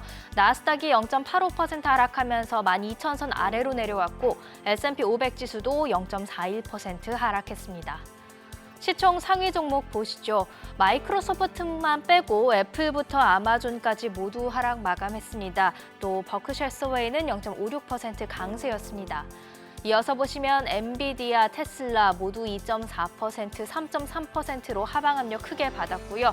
메타와 유나이티드 헬스그룹이 강보합 마감했고 비자가 0.28% 하락했지만 시총 10위짜리 엑소모빌로부터 지켜냈습니다. 이날 나온 3월 소비자 물가지수 CPI를 보면 물가가 잡히고 있는 것 같으면서도 마음 한켠이 왠지 찜찜합니다. 왜인지 보시죠. 먼저 헤드라인 CPI는 시장 예상보다도 낮게 나왔습니다. 전월 대비로 0.1%, 전년 동기 대비로는 5% 상승하면서 블룸버그 전망치를 모두 하회했고요. 또 확연한 물가 상승세 둔화를 보여줬습니다. 에너지와 식료품 가격이 하락한 영향이 컸습니다. 하지만 연준이 더 중요하게 보는 변동성이 큰 식료품과 에너지 가격을 제외한 근원 CPI 살짝 다릅니다. 전월 대비로는 0.4%, 또 전년 동기 대비로는 5.6% 상승했는데요. 예상치에는 부합했지만 전년 대비 상승률의 경우 2월보다 소폭 올랐습니다. 뉴욕 연방준비은행의 월간 설문조사도 함께 보면 현재 물가가 잡히고 있다는 인식에도 불구하고 인플레이션은 꽤 오랫동안 높은 수준을 유지할 것으로 보이는데요. 3월에 향후 1년간 예상되는 물가 상승률 중간값이 4.7%를 기록하면서 전월 대비 깜짝 상승한 겁니다. 단기 기대 인플레이션이 오른 건 지난해 10월 이후 5개월 만에 처음이었습니다. 중장기 기대 인플레이션도 연준의 목표치 2%에 근접하고는 있지만 3년 기대 인플레이션은 2월 수치보다 0.1%포인트 올랐습니다. 완화 과정이 쉽지 않을 것임을 시사합니다. 같은 날 공개된 3월 FOMC 의사록도 반갑지가 않았습니다. 연준 위원들이 경기 침체를 걱정하고 있기 때문인데요. 침체의 시작 시점으로는 올해 말을 예상하고 있습니다. 그러면서 올해 GDP 성장률로 고작 0.4%를 예상했죠. 결국에는 올해 2분기부터 4분기까지 마이너스 성장을 예상하고 있다는 건데요. 제러미 시걸 와튼스쿨 교수는 그래서 금리를 인하할 것이다 이렇게 보고 있기도 하죠. 유명한 경제학자 출신의 에버코어 ISI 회장도 경기 침체가 예상된다면서 최소한 5월에는 금리를 또 올리지 말아야 한다고 당부를 했는데요. 하지만 은행 위기만 아니었더라면 3월에 0.5%포인트 인상을 지지했을 위원들도 있었고 또 물가 상승률을 2%로 낮추겠다는 연준의 의지도 강합니다. 그래서인지 시장도 여전히 5월 FOMC에서 베이비 스텝 가능성이 더 높다고 보고 있습니다. 결국 3월 CPI가 예상을 하회했어도 경기 침체 우려가 커지다 보니까 주요 지수는 상승폭을 반납하고 다시 하락한 겁니다. 현지 시간 오늘은 주간 신규 실업보험 청구 건수와 3월 생산자 물가지수가 공개되죠. 노동시장 그리고 물가 추이를 더 알아갈 수 있을 겁니다. 유럽 주요국 증시는 미국의 헤드라인 CPI가 예상보다 낮게 나왔다는 점을 소화하면서 소폭 상승하는 분위기였습니다. 일본 증시에는 워런 버핏 효과가 이어졌지만 미국의 CPI를 관망하면서 상승폭이 좀 제한적이었습니다. 0.57% 올랐고요. 중화권 증시 희비가 엇갈렸죠. 홍콩 항생지수는 대형 기술주 중심 하락세로 0.86% 하락 마감했습니다. CPI 하락을 기대하며 오르던 비트코인은 뉴스가 나오자 한숨 쉬어가는 분위기입니다. 현재 오전 7시 기준 3,970만 원대에 거래되고 있습니다. 국제 유가와 국채 금리도 예상보다 낮게 나온 미국 CPI에 반응을 했습니다. 유가는 오름세로 반응을 했는데요. WTI, 브렌트유 모두 2%가량 오르면서 거래를 마쳤고요. 국채 금리는 내림세였습니다. 연준의 금리 인상이 예상보다 빠르게 멈출 것이란 기대감 덕분이었습니다. 10년물 국채 수익률이 3.34%, 2년물 국채 수익률이 3.968%를 기록했습니다. 어제 원달러 환율은 달러당 1,325원 70전에 거래를 마쳤습니다.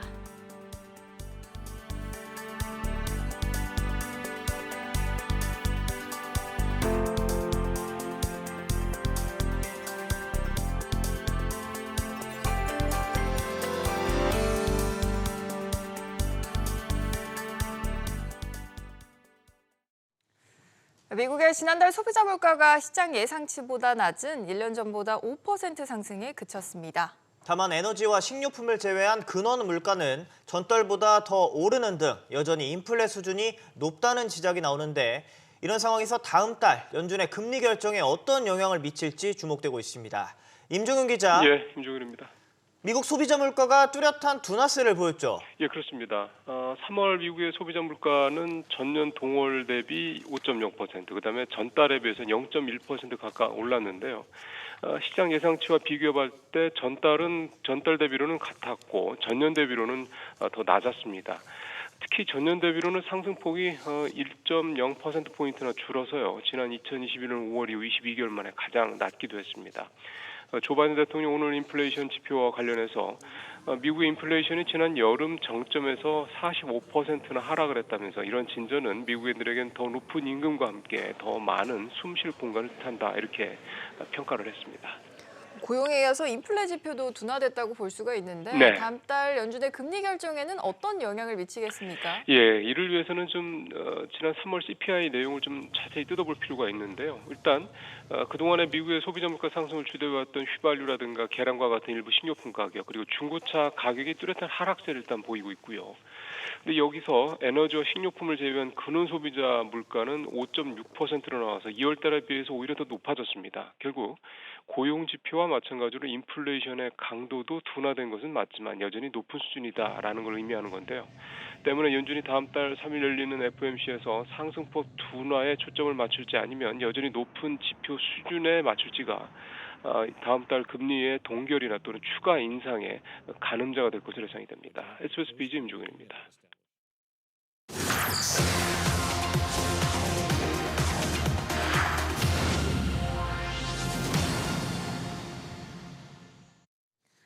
기자가 콕 집어 전하는 뉴스픽입니다. 3월 FOMC에서 미국 연방준비제도 의원들은 연말에 경기 침체가 예상이 된다라고 언급을 했습니다. 실리콘밸리 은행 파산으로 시작된 은행권 불안 때문인데요. 이제 관건은 5월 FOMC입니다. 다음 달 금리를 유지할지 아니면 한 차례 더 인상할지 주목이 되는데 오늘 뉴스픽은 윤지희 기자와 이 소식들 살펴보겠습니다. 윤 기자, 간밤 이제 3월 FOMC 정례회의 의사록이 공개가 됐는데 또 가장 주목해야 할 부분, 침체를 언급한 부분이죠. 네, 의사록에 따르면 회의 참석자 일부는 은행 부문의 잠재적인 경제적 영향을 고려할 때 올해 말부터 완만한 경기 침체가 나타날 수 있다고 말했습니다.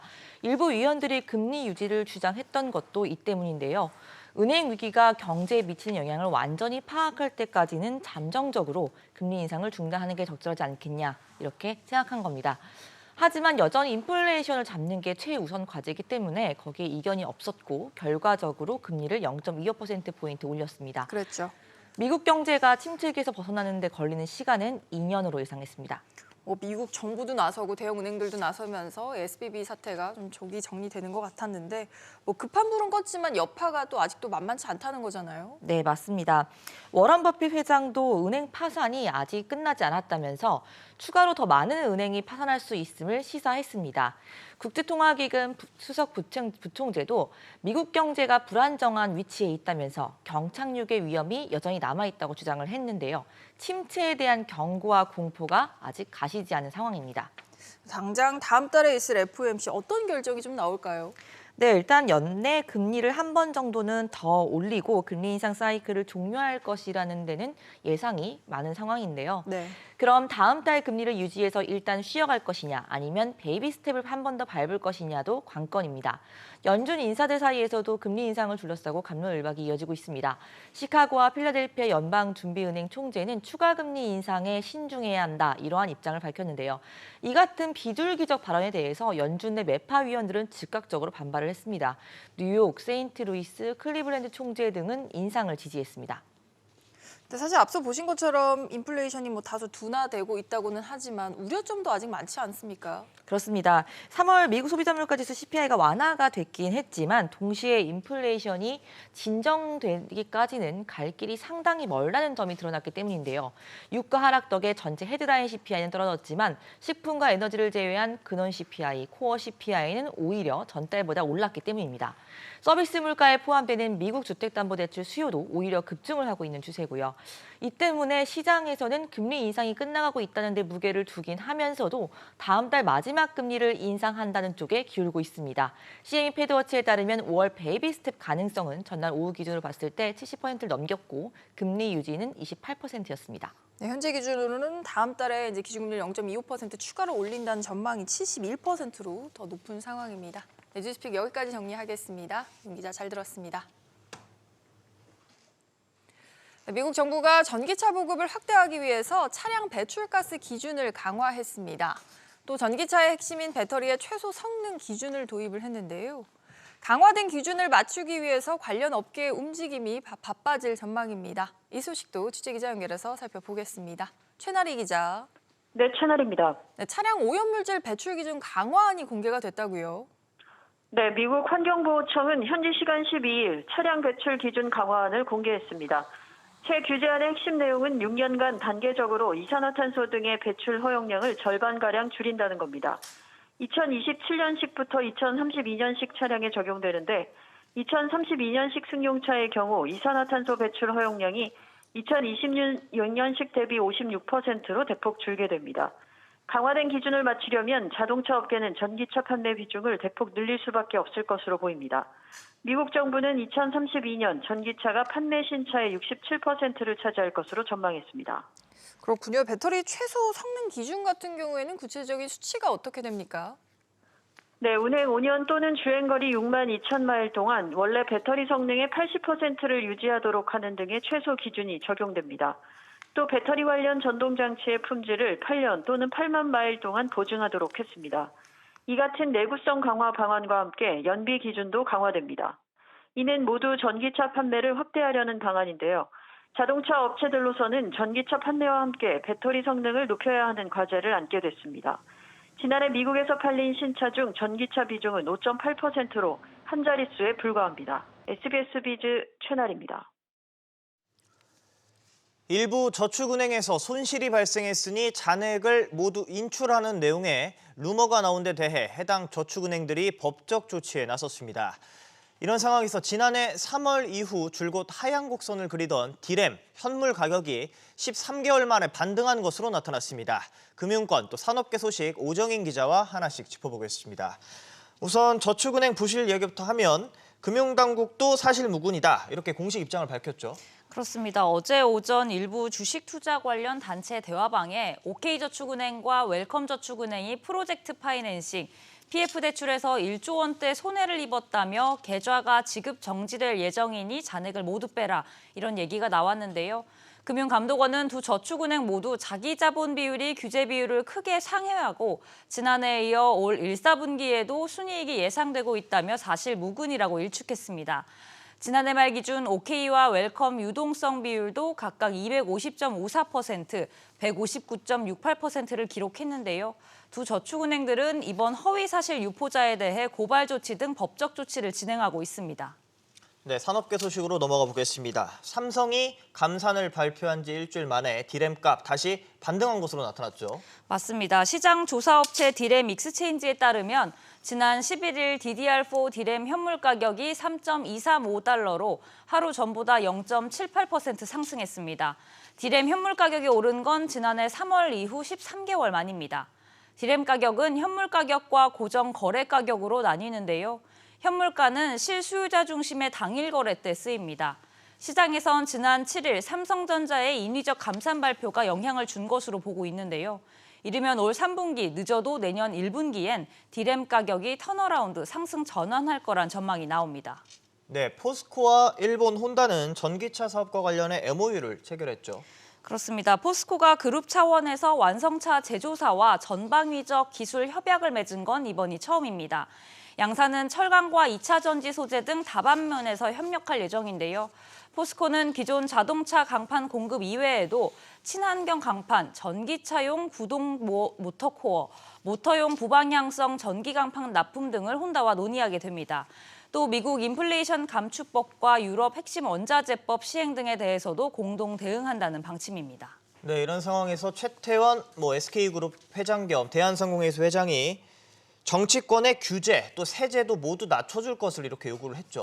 그렇습니다. 최 회장은 어제 오후 국민의힘 김기현 대표를 초청한 정책 간담회에서 여러 현안을 공유했는데요.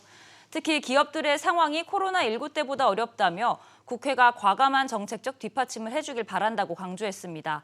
규제와 세제를 제로 수준으로 낮춰서 기업들의 지방 이전을 유도하고 또 메가 샌드박스 도입을 준비하고 있다고도 했는데요.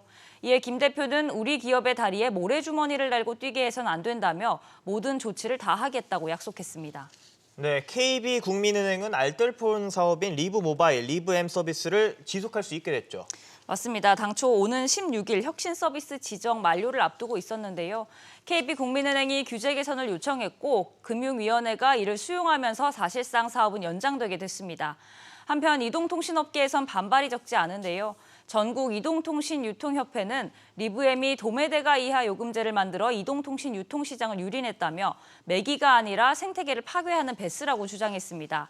도매대가 이하로 팔 수 없도록 관련법을 정비해 강력한 처벌 규정을 마련해야 한다는 입장입니다. 네, 잘 들었습니다. 원달러 환율 상승세가 이어지면서 지난 2월에 이어 지난달에도 수출과 수입 제품 가격이 오른 것으로 나타났습니다.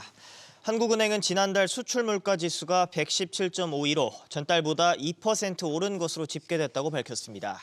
화학 제품과 컴퓨터, 전자기기가 2% 이상 오르며 물가 상승을 이끈 반면 농림수산품 등은 하락했습니다.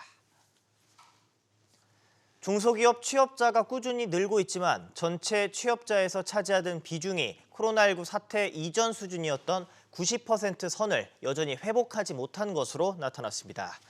통계청에 따르면 지난달 300인 미만 중소기업 취업자는 2,513만여 명으로 전체 취업자의 89.1%를 차지했습니다.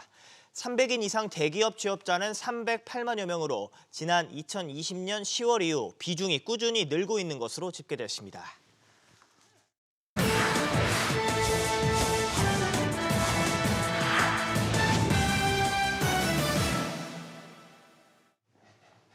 인텔과 세계 최대 모바일 칩 제조사 Arm이 반도체 파운드리 시장을 놓고 동맹을 선언했습니다.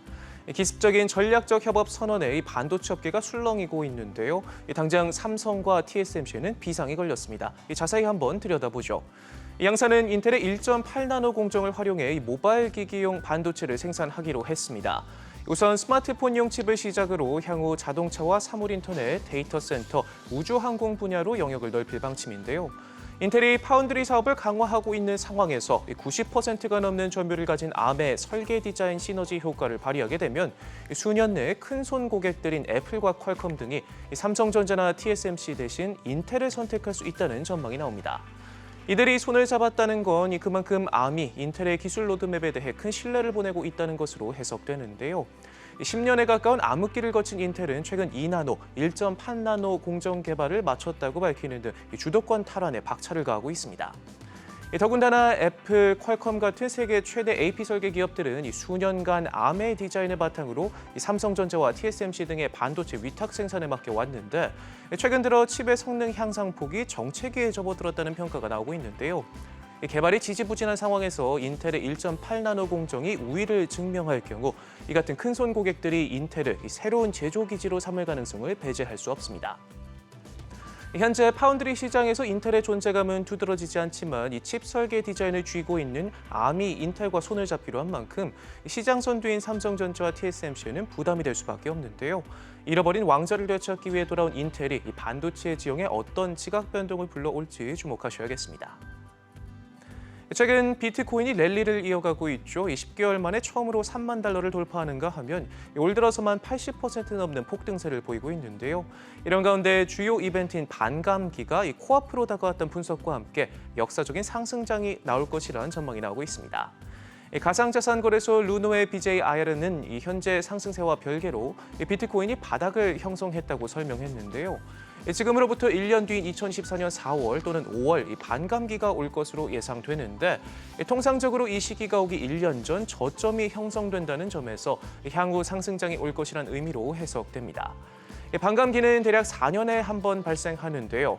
비트코인 단위수를 줄이기 위해 채굴자에 대한 보상을 절반으로 줄이는데 이는 코인의 희소성을 향상시켜 가격을 높이는 데 도움이 됩니다. 구체적인 숫자로 한번 살펴보죠. CC 데이터에 따르면 지난 2020년 5월에 있었던 마지막 반감기 전 비트코인 가격은 12개월 동안 19% 상승했는데요. 그보다 앞선 2016년 7월에도 1년간 142% 상승했고 첫 번째 반감기인 2012년 11월에는 무려 384%나 상승했습니다. 특히 반감기가 발생하고 그 다음 달부터 더 급등하는 경향이 있는데요.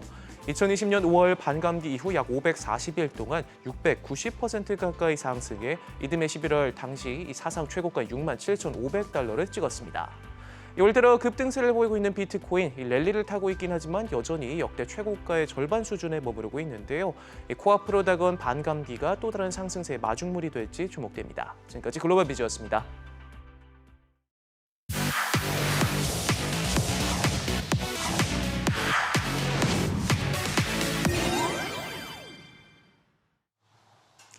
미국의 3월 CPI 하락으로 연준이 오는 5월 회의를 마지막으로 금리 인상을 중단할 것이라는 기대감이 커졌죠. 세계 최대 채권운용사 핌코의 전 수석 이코노미스트는 더 나아가 다음 회의에서 바로 금리 인상을 중단할 것이라고 전망했는데요. 중단 후에는 피벗, 다시 말해 금리를 인하할 것이라고 내다봤습니다. 현재 은행 시스템이 겪고 있는 스트레스가 연준의 역할을 대신해 줄 것이기 때문이라고 설명했습니다. I think the Fed's going to be on hold at the next meeting. So I disagree with where the front Fed funds futures are priced. We pause and then a pivot. I think the last hike back on the 22nd of last month will prove to be the last hike, but they certainly would not be declaring that at this stage of the game. They will be declaring essentially, I think, that they're going to pause and they're going to look at the data coming in, recognizing that what's going on with the stress in the banking system is going to work in tandem with what they've already done with 500 basis points worth of tightening almost. 현재 미국의 채권 시장은 인플레이션이 빠른 속도로 하락해 경기 침체에 빠질 가능성을 가격에 반영하고 있는데요. 미국 신용평가사 무디스 애널리틱스의 수석 이코노미스트는 소비가 지금과 같은 강세를 이어간다면 미국 경제는 경기 침체로부터 자유로울 것이라고 전망했습니다. 고용 시장이 강한 것은 물론 팬데믹 기간 동안 저금해놓은 현금이 아직 많이 남은 것도 소비에 도움이 되고 있다고 설명했습니다. Consumers are hanging tough. They're doing their part. They're not spending with abandon, but they're continuing to spend consistent with historical norms. And as you point out, they're such a large part of the U.S. economy. If they continue to do that, then the U.S. economy should remain recession-free. I mean, a lot of it does go back to the job market. A lot of jobs still being created. Unemployment is very low, 3.5%, as low as it's been in 50 years. And on top of all of that, consumers still have a lot of cash in the bank that they saved up during the pandemic. 미국의 소비자 물가지수 CPI가 시장 예상치를 밑돌면서 물가, 진정세에 접어들었다는 분석이 나오고 있습니다. 그런데 어쩐지 뉴욕 증시는 주요 지수 모두 하락 마감했습니다. 바로 지난달 FOMC 의사록에 공개됐기 때문인데 FOMC 참여자들이 일제히 경기 침체로 시선을 돌리고 있습니다. 끈적한 물가에 포함된 숨은 의미와 또 최근 글로벌 경제 흐름 함께 짚어보겠습니다. 규보증권 김영렬 리서치 센터장 줌 연결돼 있습니다. 안녕하세요. 네, 안녕하세요. 뉴욕 증시가 돌연 급락 마감했습니다. 깜짝 놀라게 한 건 역시 FOMC 의사록이었는데 센터장님 어떻게 보셨습니까? 네. 역시 물가 지수에 대한 경계감을 좀 내려놨을 때 FOMC 의사록에서 포함되어 있는 내용들이 어떤 시장 참여자를 조금 더 혼란스럽게 만든 것 같습니다. 특히 FOMC 의사록 내용들을 살펴보면 4명의 연준 의원이 지난 3월 FOMC에서 금리 동결을 주장했었고 그만큼 3월에 발생됐었던 실리콘밸리 파산 문제 등이 가볍게 볼 문제가 아니었다는 점들을 겪게 되는데요. 또한 이 문제가 있지 않았다면 0.5%포인트 인상을 계획했다는 점 등의 얘기 등이 전해지면서 현재 물가 통제에 대한 조정 능력을 갖고 있느냐, 그리고 3월에 있었던 금융 불안 이슈가 다시 재발할 경우에는 결국 경기 침체를 앞당겨줄 수 있다는 경계감이 촉발되면서 새벽에 끝난 뉴욕 증시는 크게 하락한 낙폭을 키웠었던 것 같습니다. 이번 주 국내 증시가 코스피 기준 2,500선을 넘어서는 조금 기감을 높이는 모습 등을 보여주었었다면 오히려 뉴욕 증시는 경계감이 커진 반응을 보이고 있고요. 특히 주식시장의 발목을 잡아왔던 시장 금리가 진정되었을 때 오히려 주가가 하락하는 현상 등이 나타나고 있는데요. 이는 뉴욕 증시가 경기 침체에 대한 경계감을 서서히 높여가고 있다는 점을 간접적으로 체감할 수 있는 그런 변화의 모습이었다라고 정의할 수 있을 것 같습니다. 네, CPI에서 무엇보다 시장은 헤드라인 CPI보다 근원 CPI에 좀 더 주목을 하고 있는 것 같은데 불안한 국제 유가가 변수가 될 것 같습니다. 네, 물론 국제 유가도 문제가 될 수가 있겠지만 역시 현재 미국 물가의 가장 큰 영향력이 에너지 가격뿐만이 아니라 서비스 물가와 주거 비용 등에 대한 부담이 아직 상쇄되지 않았다는 점 등을 들 수가 있게 됐고요.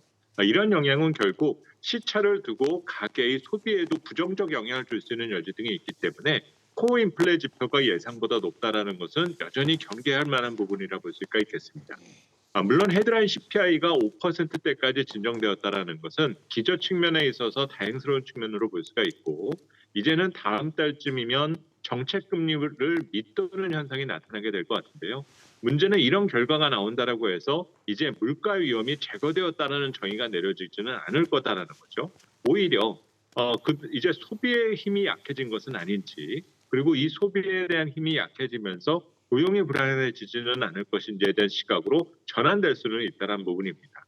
결국은 이 물가 쪽에서 이제 경기로 투자자 그리고 시장 참여자들의 시선이 조금씩 바뀌어가고 있다는 점 등을 그대로 느껴볼 수 있는 반응이었던 것 같습니다. 네, 이제 관심은 앞으로 다음 어떻게 펼쳐질지인데 연준 3인자로 불리는 뉴욕 연은 총재의 비둘기 발언에 시장이 주목을 하고 있습니다. 연준 내부에서 5월 FOMC 금리 인상 여부를 두고 의견이 지금 엇갈리고 있다고 전해집니다.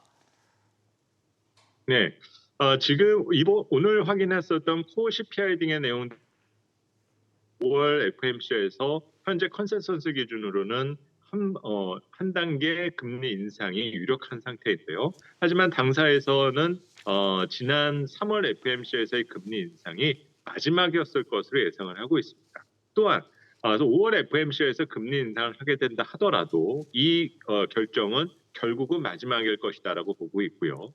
문제는 동결 기조가 얼마나 이어질지에 대한 여부와 완화적인 정책 스탠스로에 대한 전환을 어떠한 신호에서 우리가 감지할 수 있느냐라는 점인데 연준 의장은 여전히 연내 금리 인하는 없을 것이다라는 것을 강조하고 있는 상태입니다.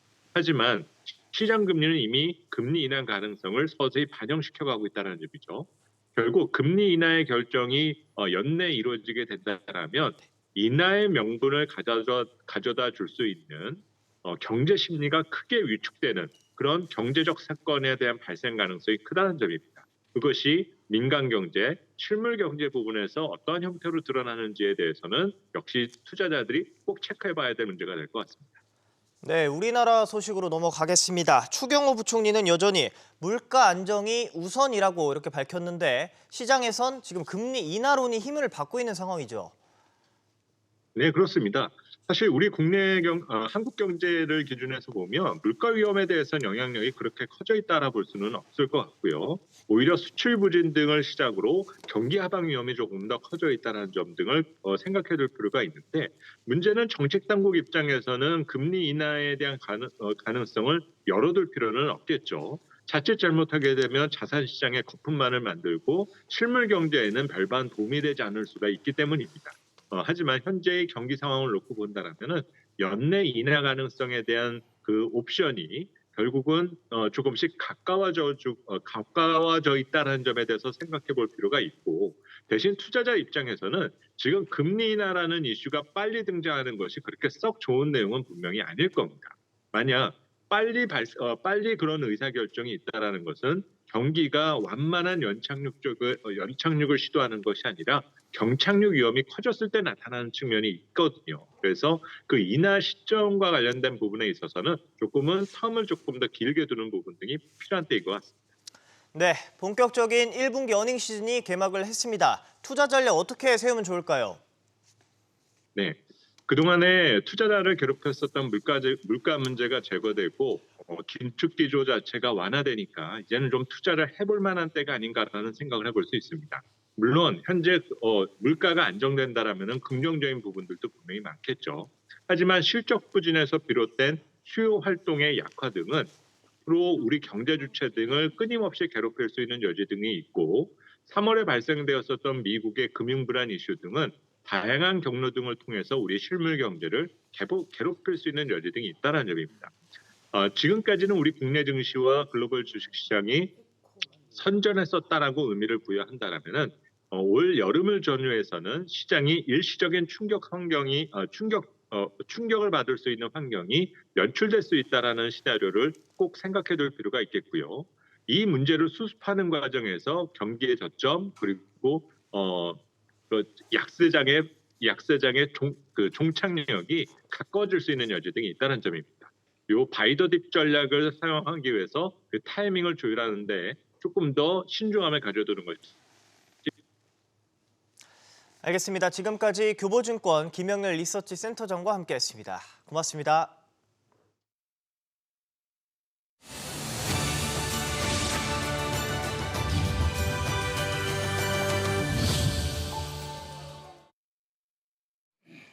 네, 목요일 아침입니다. 오늘 일과 시작 전에 챙겨보면 좋을 기업과 CEO 소식들 전해드리겠습니다. 오늘도 김대호 경제학 박사와 살펴보겠습니다. 박사님 안녕하세요. 네, 반갑습니다.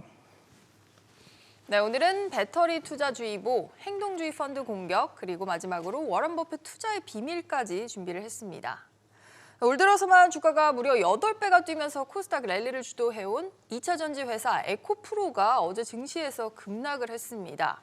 산이 높으면 골도 깊다고 최근 과열된 배터리주 투자에 대해서 계속해서 신중론이 나오고 있는데 오늘 첫 번째 소식으로 살펴보겠습니다. 박사님, 오죽하면 증권가에서 팔라라는 리포트가 나왔는데 국내 증권가에서 거의 볼 수 없는 현상이잖아요, 이거.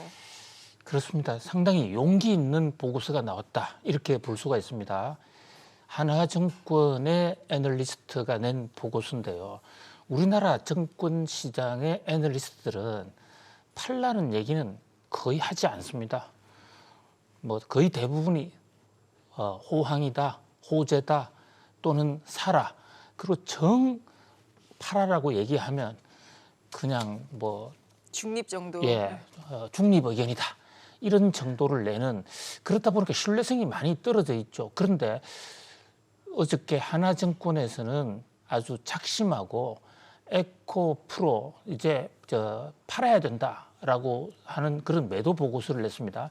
목표 가격을 과거보다는 상당히 올렸는데요. 지금 목표 가격이 45만 원인데 현재 80만 원까지 가지 않았습니까? 저 보고서 전날에 82만 원까지 갔었더라고요. 그렇습니다. 그러니까 현재 너무나 과대됐다 이러는데 하나증권 보고서에 따르면 에코프로의 현재 시가총액이 이 회사가 앞으로 잘 된다는 거, 또 2차 전지가 계속 대박을 낸다는 걸 전제로 2027년 앞으로 4년 후에 올라갈 수 있는 그 주가, 이것을 이미 넘었었다.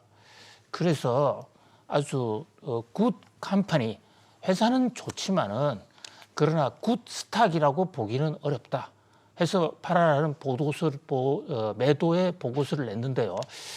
기다렸다는 듯이 이 매도 보고서가 나오는 시점에 와르르 매도가 쏟아져서 주가가 많이 떨어졌는데 과연 이 효과가 어느 정도까지 갈까?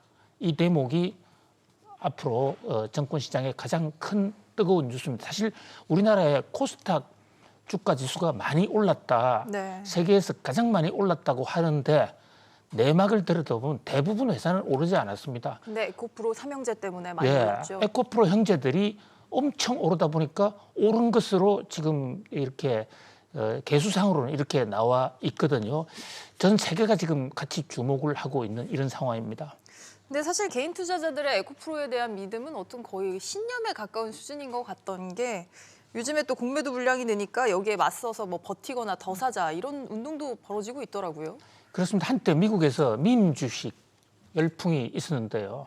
공매도와의 전쟁을 한번 해보자. 원래 주가가 올라가면 공매도는 따라붙게 마련입니다. 그렇죠. 과열됐다는 판단이 있을 수 있으니까요. 그렇습니다. 예. 아주 공매도만 전문으로 투자하는 사람들도 있어요.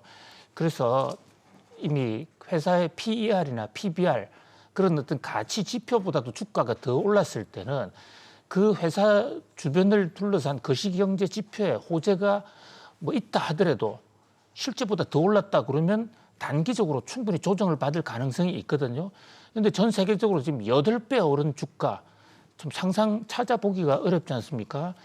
그런 상황에서 공매도 세력들이 달라드니까 아예 한번 이번에 우리도 에코프로를 미국의 AMC라든지 또는 뭐 스탑 회사라든지 이런 미국의 밈 주식처럼 한번 키워보자. 공매도와의 전쟁을 해보자. 그래서 해외 운영사의 저격팀까지 편성해서 아주 공매도 대전쟁을 선언했는데 이것도 뭐 주가는 누가 이길지 이것은 함부로 뭐 예단하기 어렵죠. 예단하기는 어려운 상태입니다. 자, 이제 그런 대목에서 이 에코프로가 어떤 회사냐? 이 대목 좀 중요하지 않습니까? 박사님께서 말씀을 해주셔야죠. 예, 이 에코프로라는 회사 한마디로 양극재 만드는 회사입니다. 우리 배터리의 안에 그거를 뜯어보면요. 배터리는 양극재와 음극재가 있고 그 안에 전해질이 있는데 거기를 왔다 갔다 하면서 전기를 차단했다가 연결했다 하는 것이거든요. 배터리 수요가 커지면 양극재 판매 수요도 커질 것입니다. 근데 이 이제 전기차로 전환이 예상보다 빨라지면서 배터리 수요가 늘 거고 그렇다면 배터리의 핵심 소재인 양극재도 늘어나지 않겠는가라는 이 기대가 주가를 끌어모았는데요. 역시 회사를 이해하려면 회사는 누가 끌어가고 있는가? 그러니까 모닝벨은 거기에 앵커가 누구냐 이게 따라서 완전히 그 판도가 달라지지 않습니까? 그런 것처럼 그 간판 인물을 볼 필요가 있는데요. 이동채란 분 우리 주목을 해봐야 됩니다. 이동채란 분 1959년생인데 이분은 원래 상업학교 대구 상고라는 학교를 졸업을 하고 주택은행에 취업을 했어요. 그리고 이제 야간으로 주경 야독의 뜻이 있어서 영남대학교 경제학과를 야간으로 다녔는데요. 이 주택은행에서 지금도 많은 은행들이 그렇게 합니다만은 상고 출신으로 들어온 사람은 은행에 들어오고 난 이후에 대학을 야간으로 졸업했다 하더라도 그것을 학력으로 인정 안 해줍니다. 그러니까 대졸로 인정 안 해주니까 대졸로 인정받으려면 다시 입사를 해서 대졸로 들어와야 되거든요. 진급에 어느 정도 허들이 있나 봐요? 아니 진짜 그렇게 만약 하지 않으면 상고 출신들이 전부 다 그 은행을 다니면서 다 야간으로 대학을 그렇죠. 다니지 그렇겠죠. 않겠습니까? 네. 그러니까 대졸 사원과 고졸 사원의 어떤 그 대혼선이 생길 수도 있다 해서 이런 제도를 막아놓고 있는데요. 그래서 본인이 그렇게 나를 알아주지 않는다면 나 그만두겠다. 이 한국주택은행이 지금 국민은행의 뿌리입니다. 아, 네. 그만뒀어요. 그만두고 공인회계사 공부를 합니다. 뭐 머리가 좋았든지 열심히 했든지 합격을 해요. 그래서 회계법인에 근무를 하다가 회계사만으로는 성이 안 찬다. 사업을 한번 해보자. 이런데 하는 사업마다 망했습니다. 잘 안 됐어요. 그런 이제 그 CPA 자격증을 따고 삼성에 좀 근무를 했습니다. 뭐 그 인연이 있었겠죠. 그래서 제일모직에서 양극재 사업을 하다가 버리기도 그렇고 또 키우기도 그렇고 이 계륵 같은 존재가 됐어요. 제일모직에서.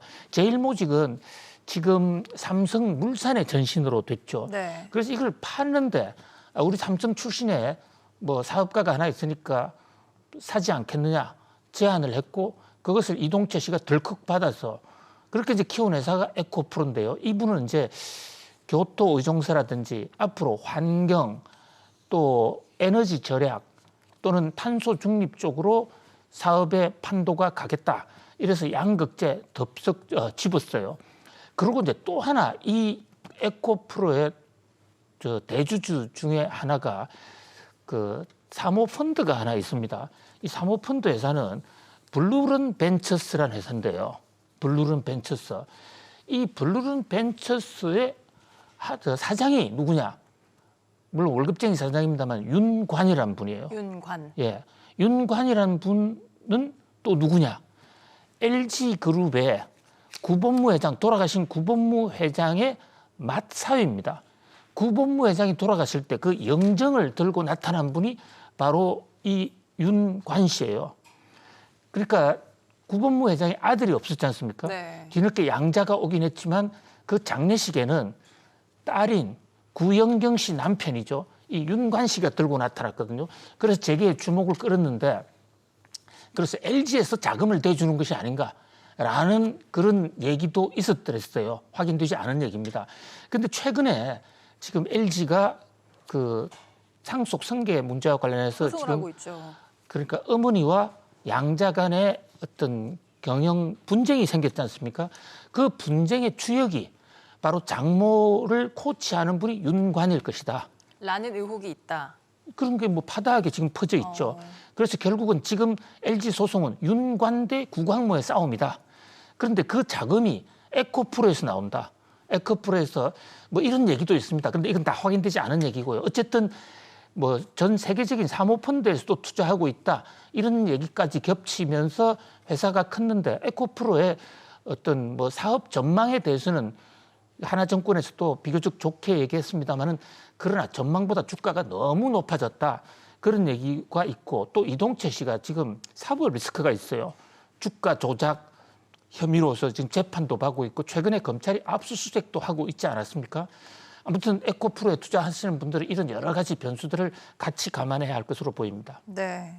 상당히 많은데요. 고민해야 될 변수가 상당히 많았어요. 그렇습니다. 저 LG 얘기하셨으니까 자연스럽게 LG로 넘어가면 될 것 같은데요. 한 영국계 투자 회사가 LG의 3대 주주로 올라섰습니다. 구광모 LG 회장이 가족들과 상속 관련 법적 다툼을 벌이는 상황이라서 이번 변화가 앞으로 지배 구조에도 영향을 과연 미칠지 관심이 쏠리는데요.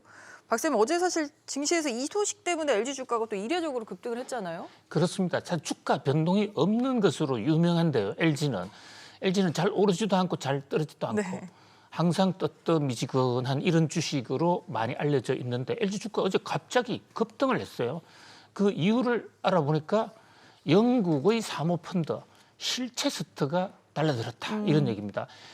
주식을 5% 이상 매집을 했더라고요. 과거에도 주식을 좀 이 실체스트가 LG 주식을 야금야금 사 모으고는 있었는데 5%가 넘으면 공시해야 되지 않습니까? 의무가 생기죠. 예, 네. 공시를 하는데 그리고 또 공시의 목적도 일반 투자. 일반 투자는 경영권 내부에 좀 간섭도 할 수 있거든요. 그렇다면 이게 LG의 구연경 씨나 어머니 김영식 씨가 주도하고 있는 소송전과 관련해서 새로운 어떤 대주주가 하나 나타난 거니까 지분 전쟁이 오는 것이 아닌가 이런 풍문이 나돌면서 주가가 급격히 올랐던 것이죠. 보통 지분 전쟁을 시작하면 주가가 오르니까요. 그래서 한 주라도 더 많이 갖는 자가 회사를 장악하게 되니까 그 한 주라도 더 갖기 위해서 주식을 끌어모으는 수가 있거든요. 근데 LG는 과연 이번이 지분 전쟁의 신호탄일까? 여기에 대해서는 좀 회의적인 시각도 있어요. 길고 짧은 것은 대봐야 알겠죠. 왜냐하면 이 실체스트가 오래전부터 주식을 계속 사모하고 최근에 5%를 살짝 넘어선 거란 말이죠. 뭐 그런 관점. 그다음에 또 LG의 이 전쟁이 양어머니인 김영식 여사와 양아들인 구광모 회장이 설마 주식을 서로 싸우면서 지분 빼앗기 경쟁까지 갈 것인가? 뭐 그런 여러 가지 그 어떤 의혹까지도 제기가 되고 있는 상황입니다.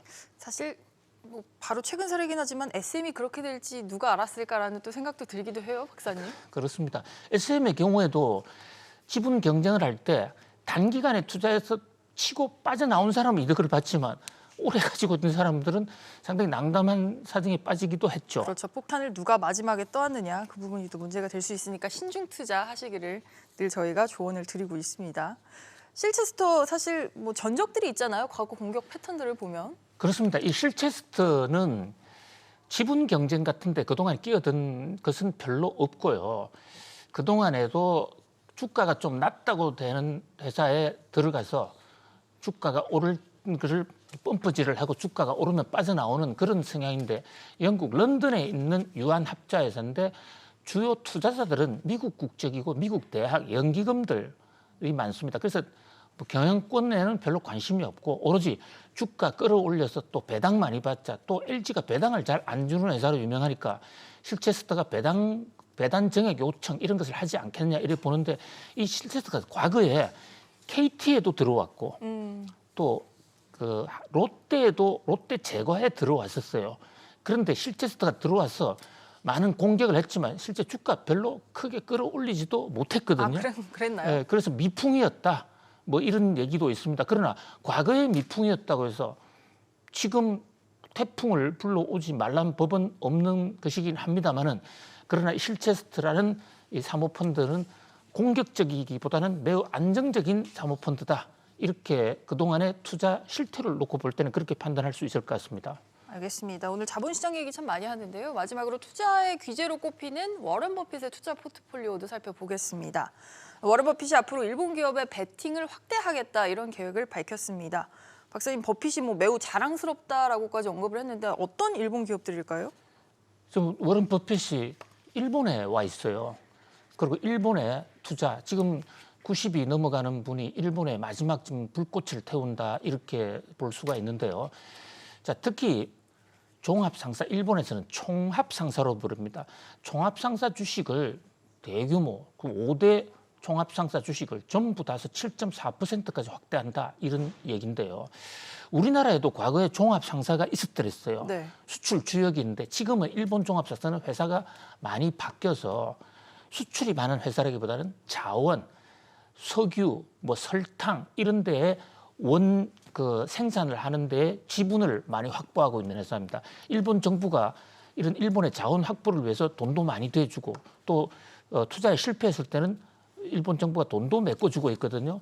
현재 주가가 상당히 낮고 배당은 높고 또 고수익이 캐시카우다 이래서 워런 버핏이 꼭 집었다 이러는데 특히 자원, 지금 전 세계 경제가 인플레 상황에서 또는 물류 전쟁 속에서 자원 확보에 지금 혈안이 돼 있지 않습니까? 네. 그 대목에서 워런 버핏은 바로 일본의 종합상사, 우리가 말하는 종합상사를 예의주시하고 있는 것으로 보입니다. 그 부분은 국내 투자자분들도 좀 참고를 하시면 좋을 내용일 것 같습니다. 그런가 하면 이 부분도 굉장히 중요한데 그 장기 투자자로 유명한 워런 버핏이 TSMC를 한 분기 만에 팔아서 화제가 됐는데 이 이유를 또 직접 밝혔어요. 그렇습니다. 저희들도 한번 소개해 드린 적이 있는데요.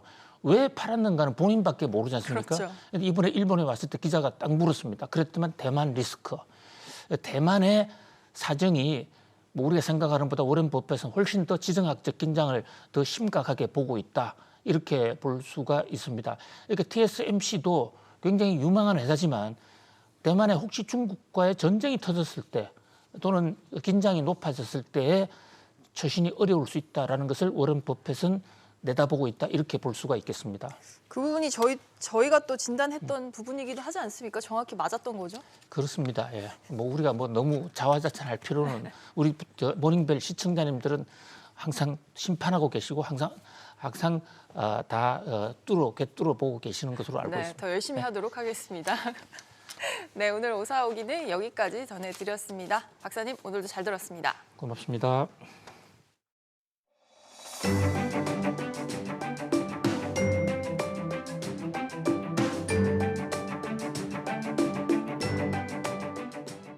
안녕하세요. K웨더 라이프스타일 예보 박서훈입니다.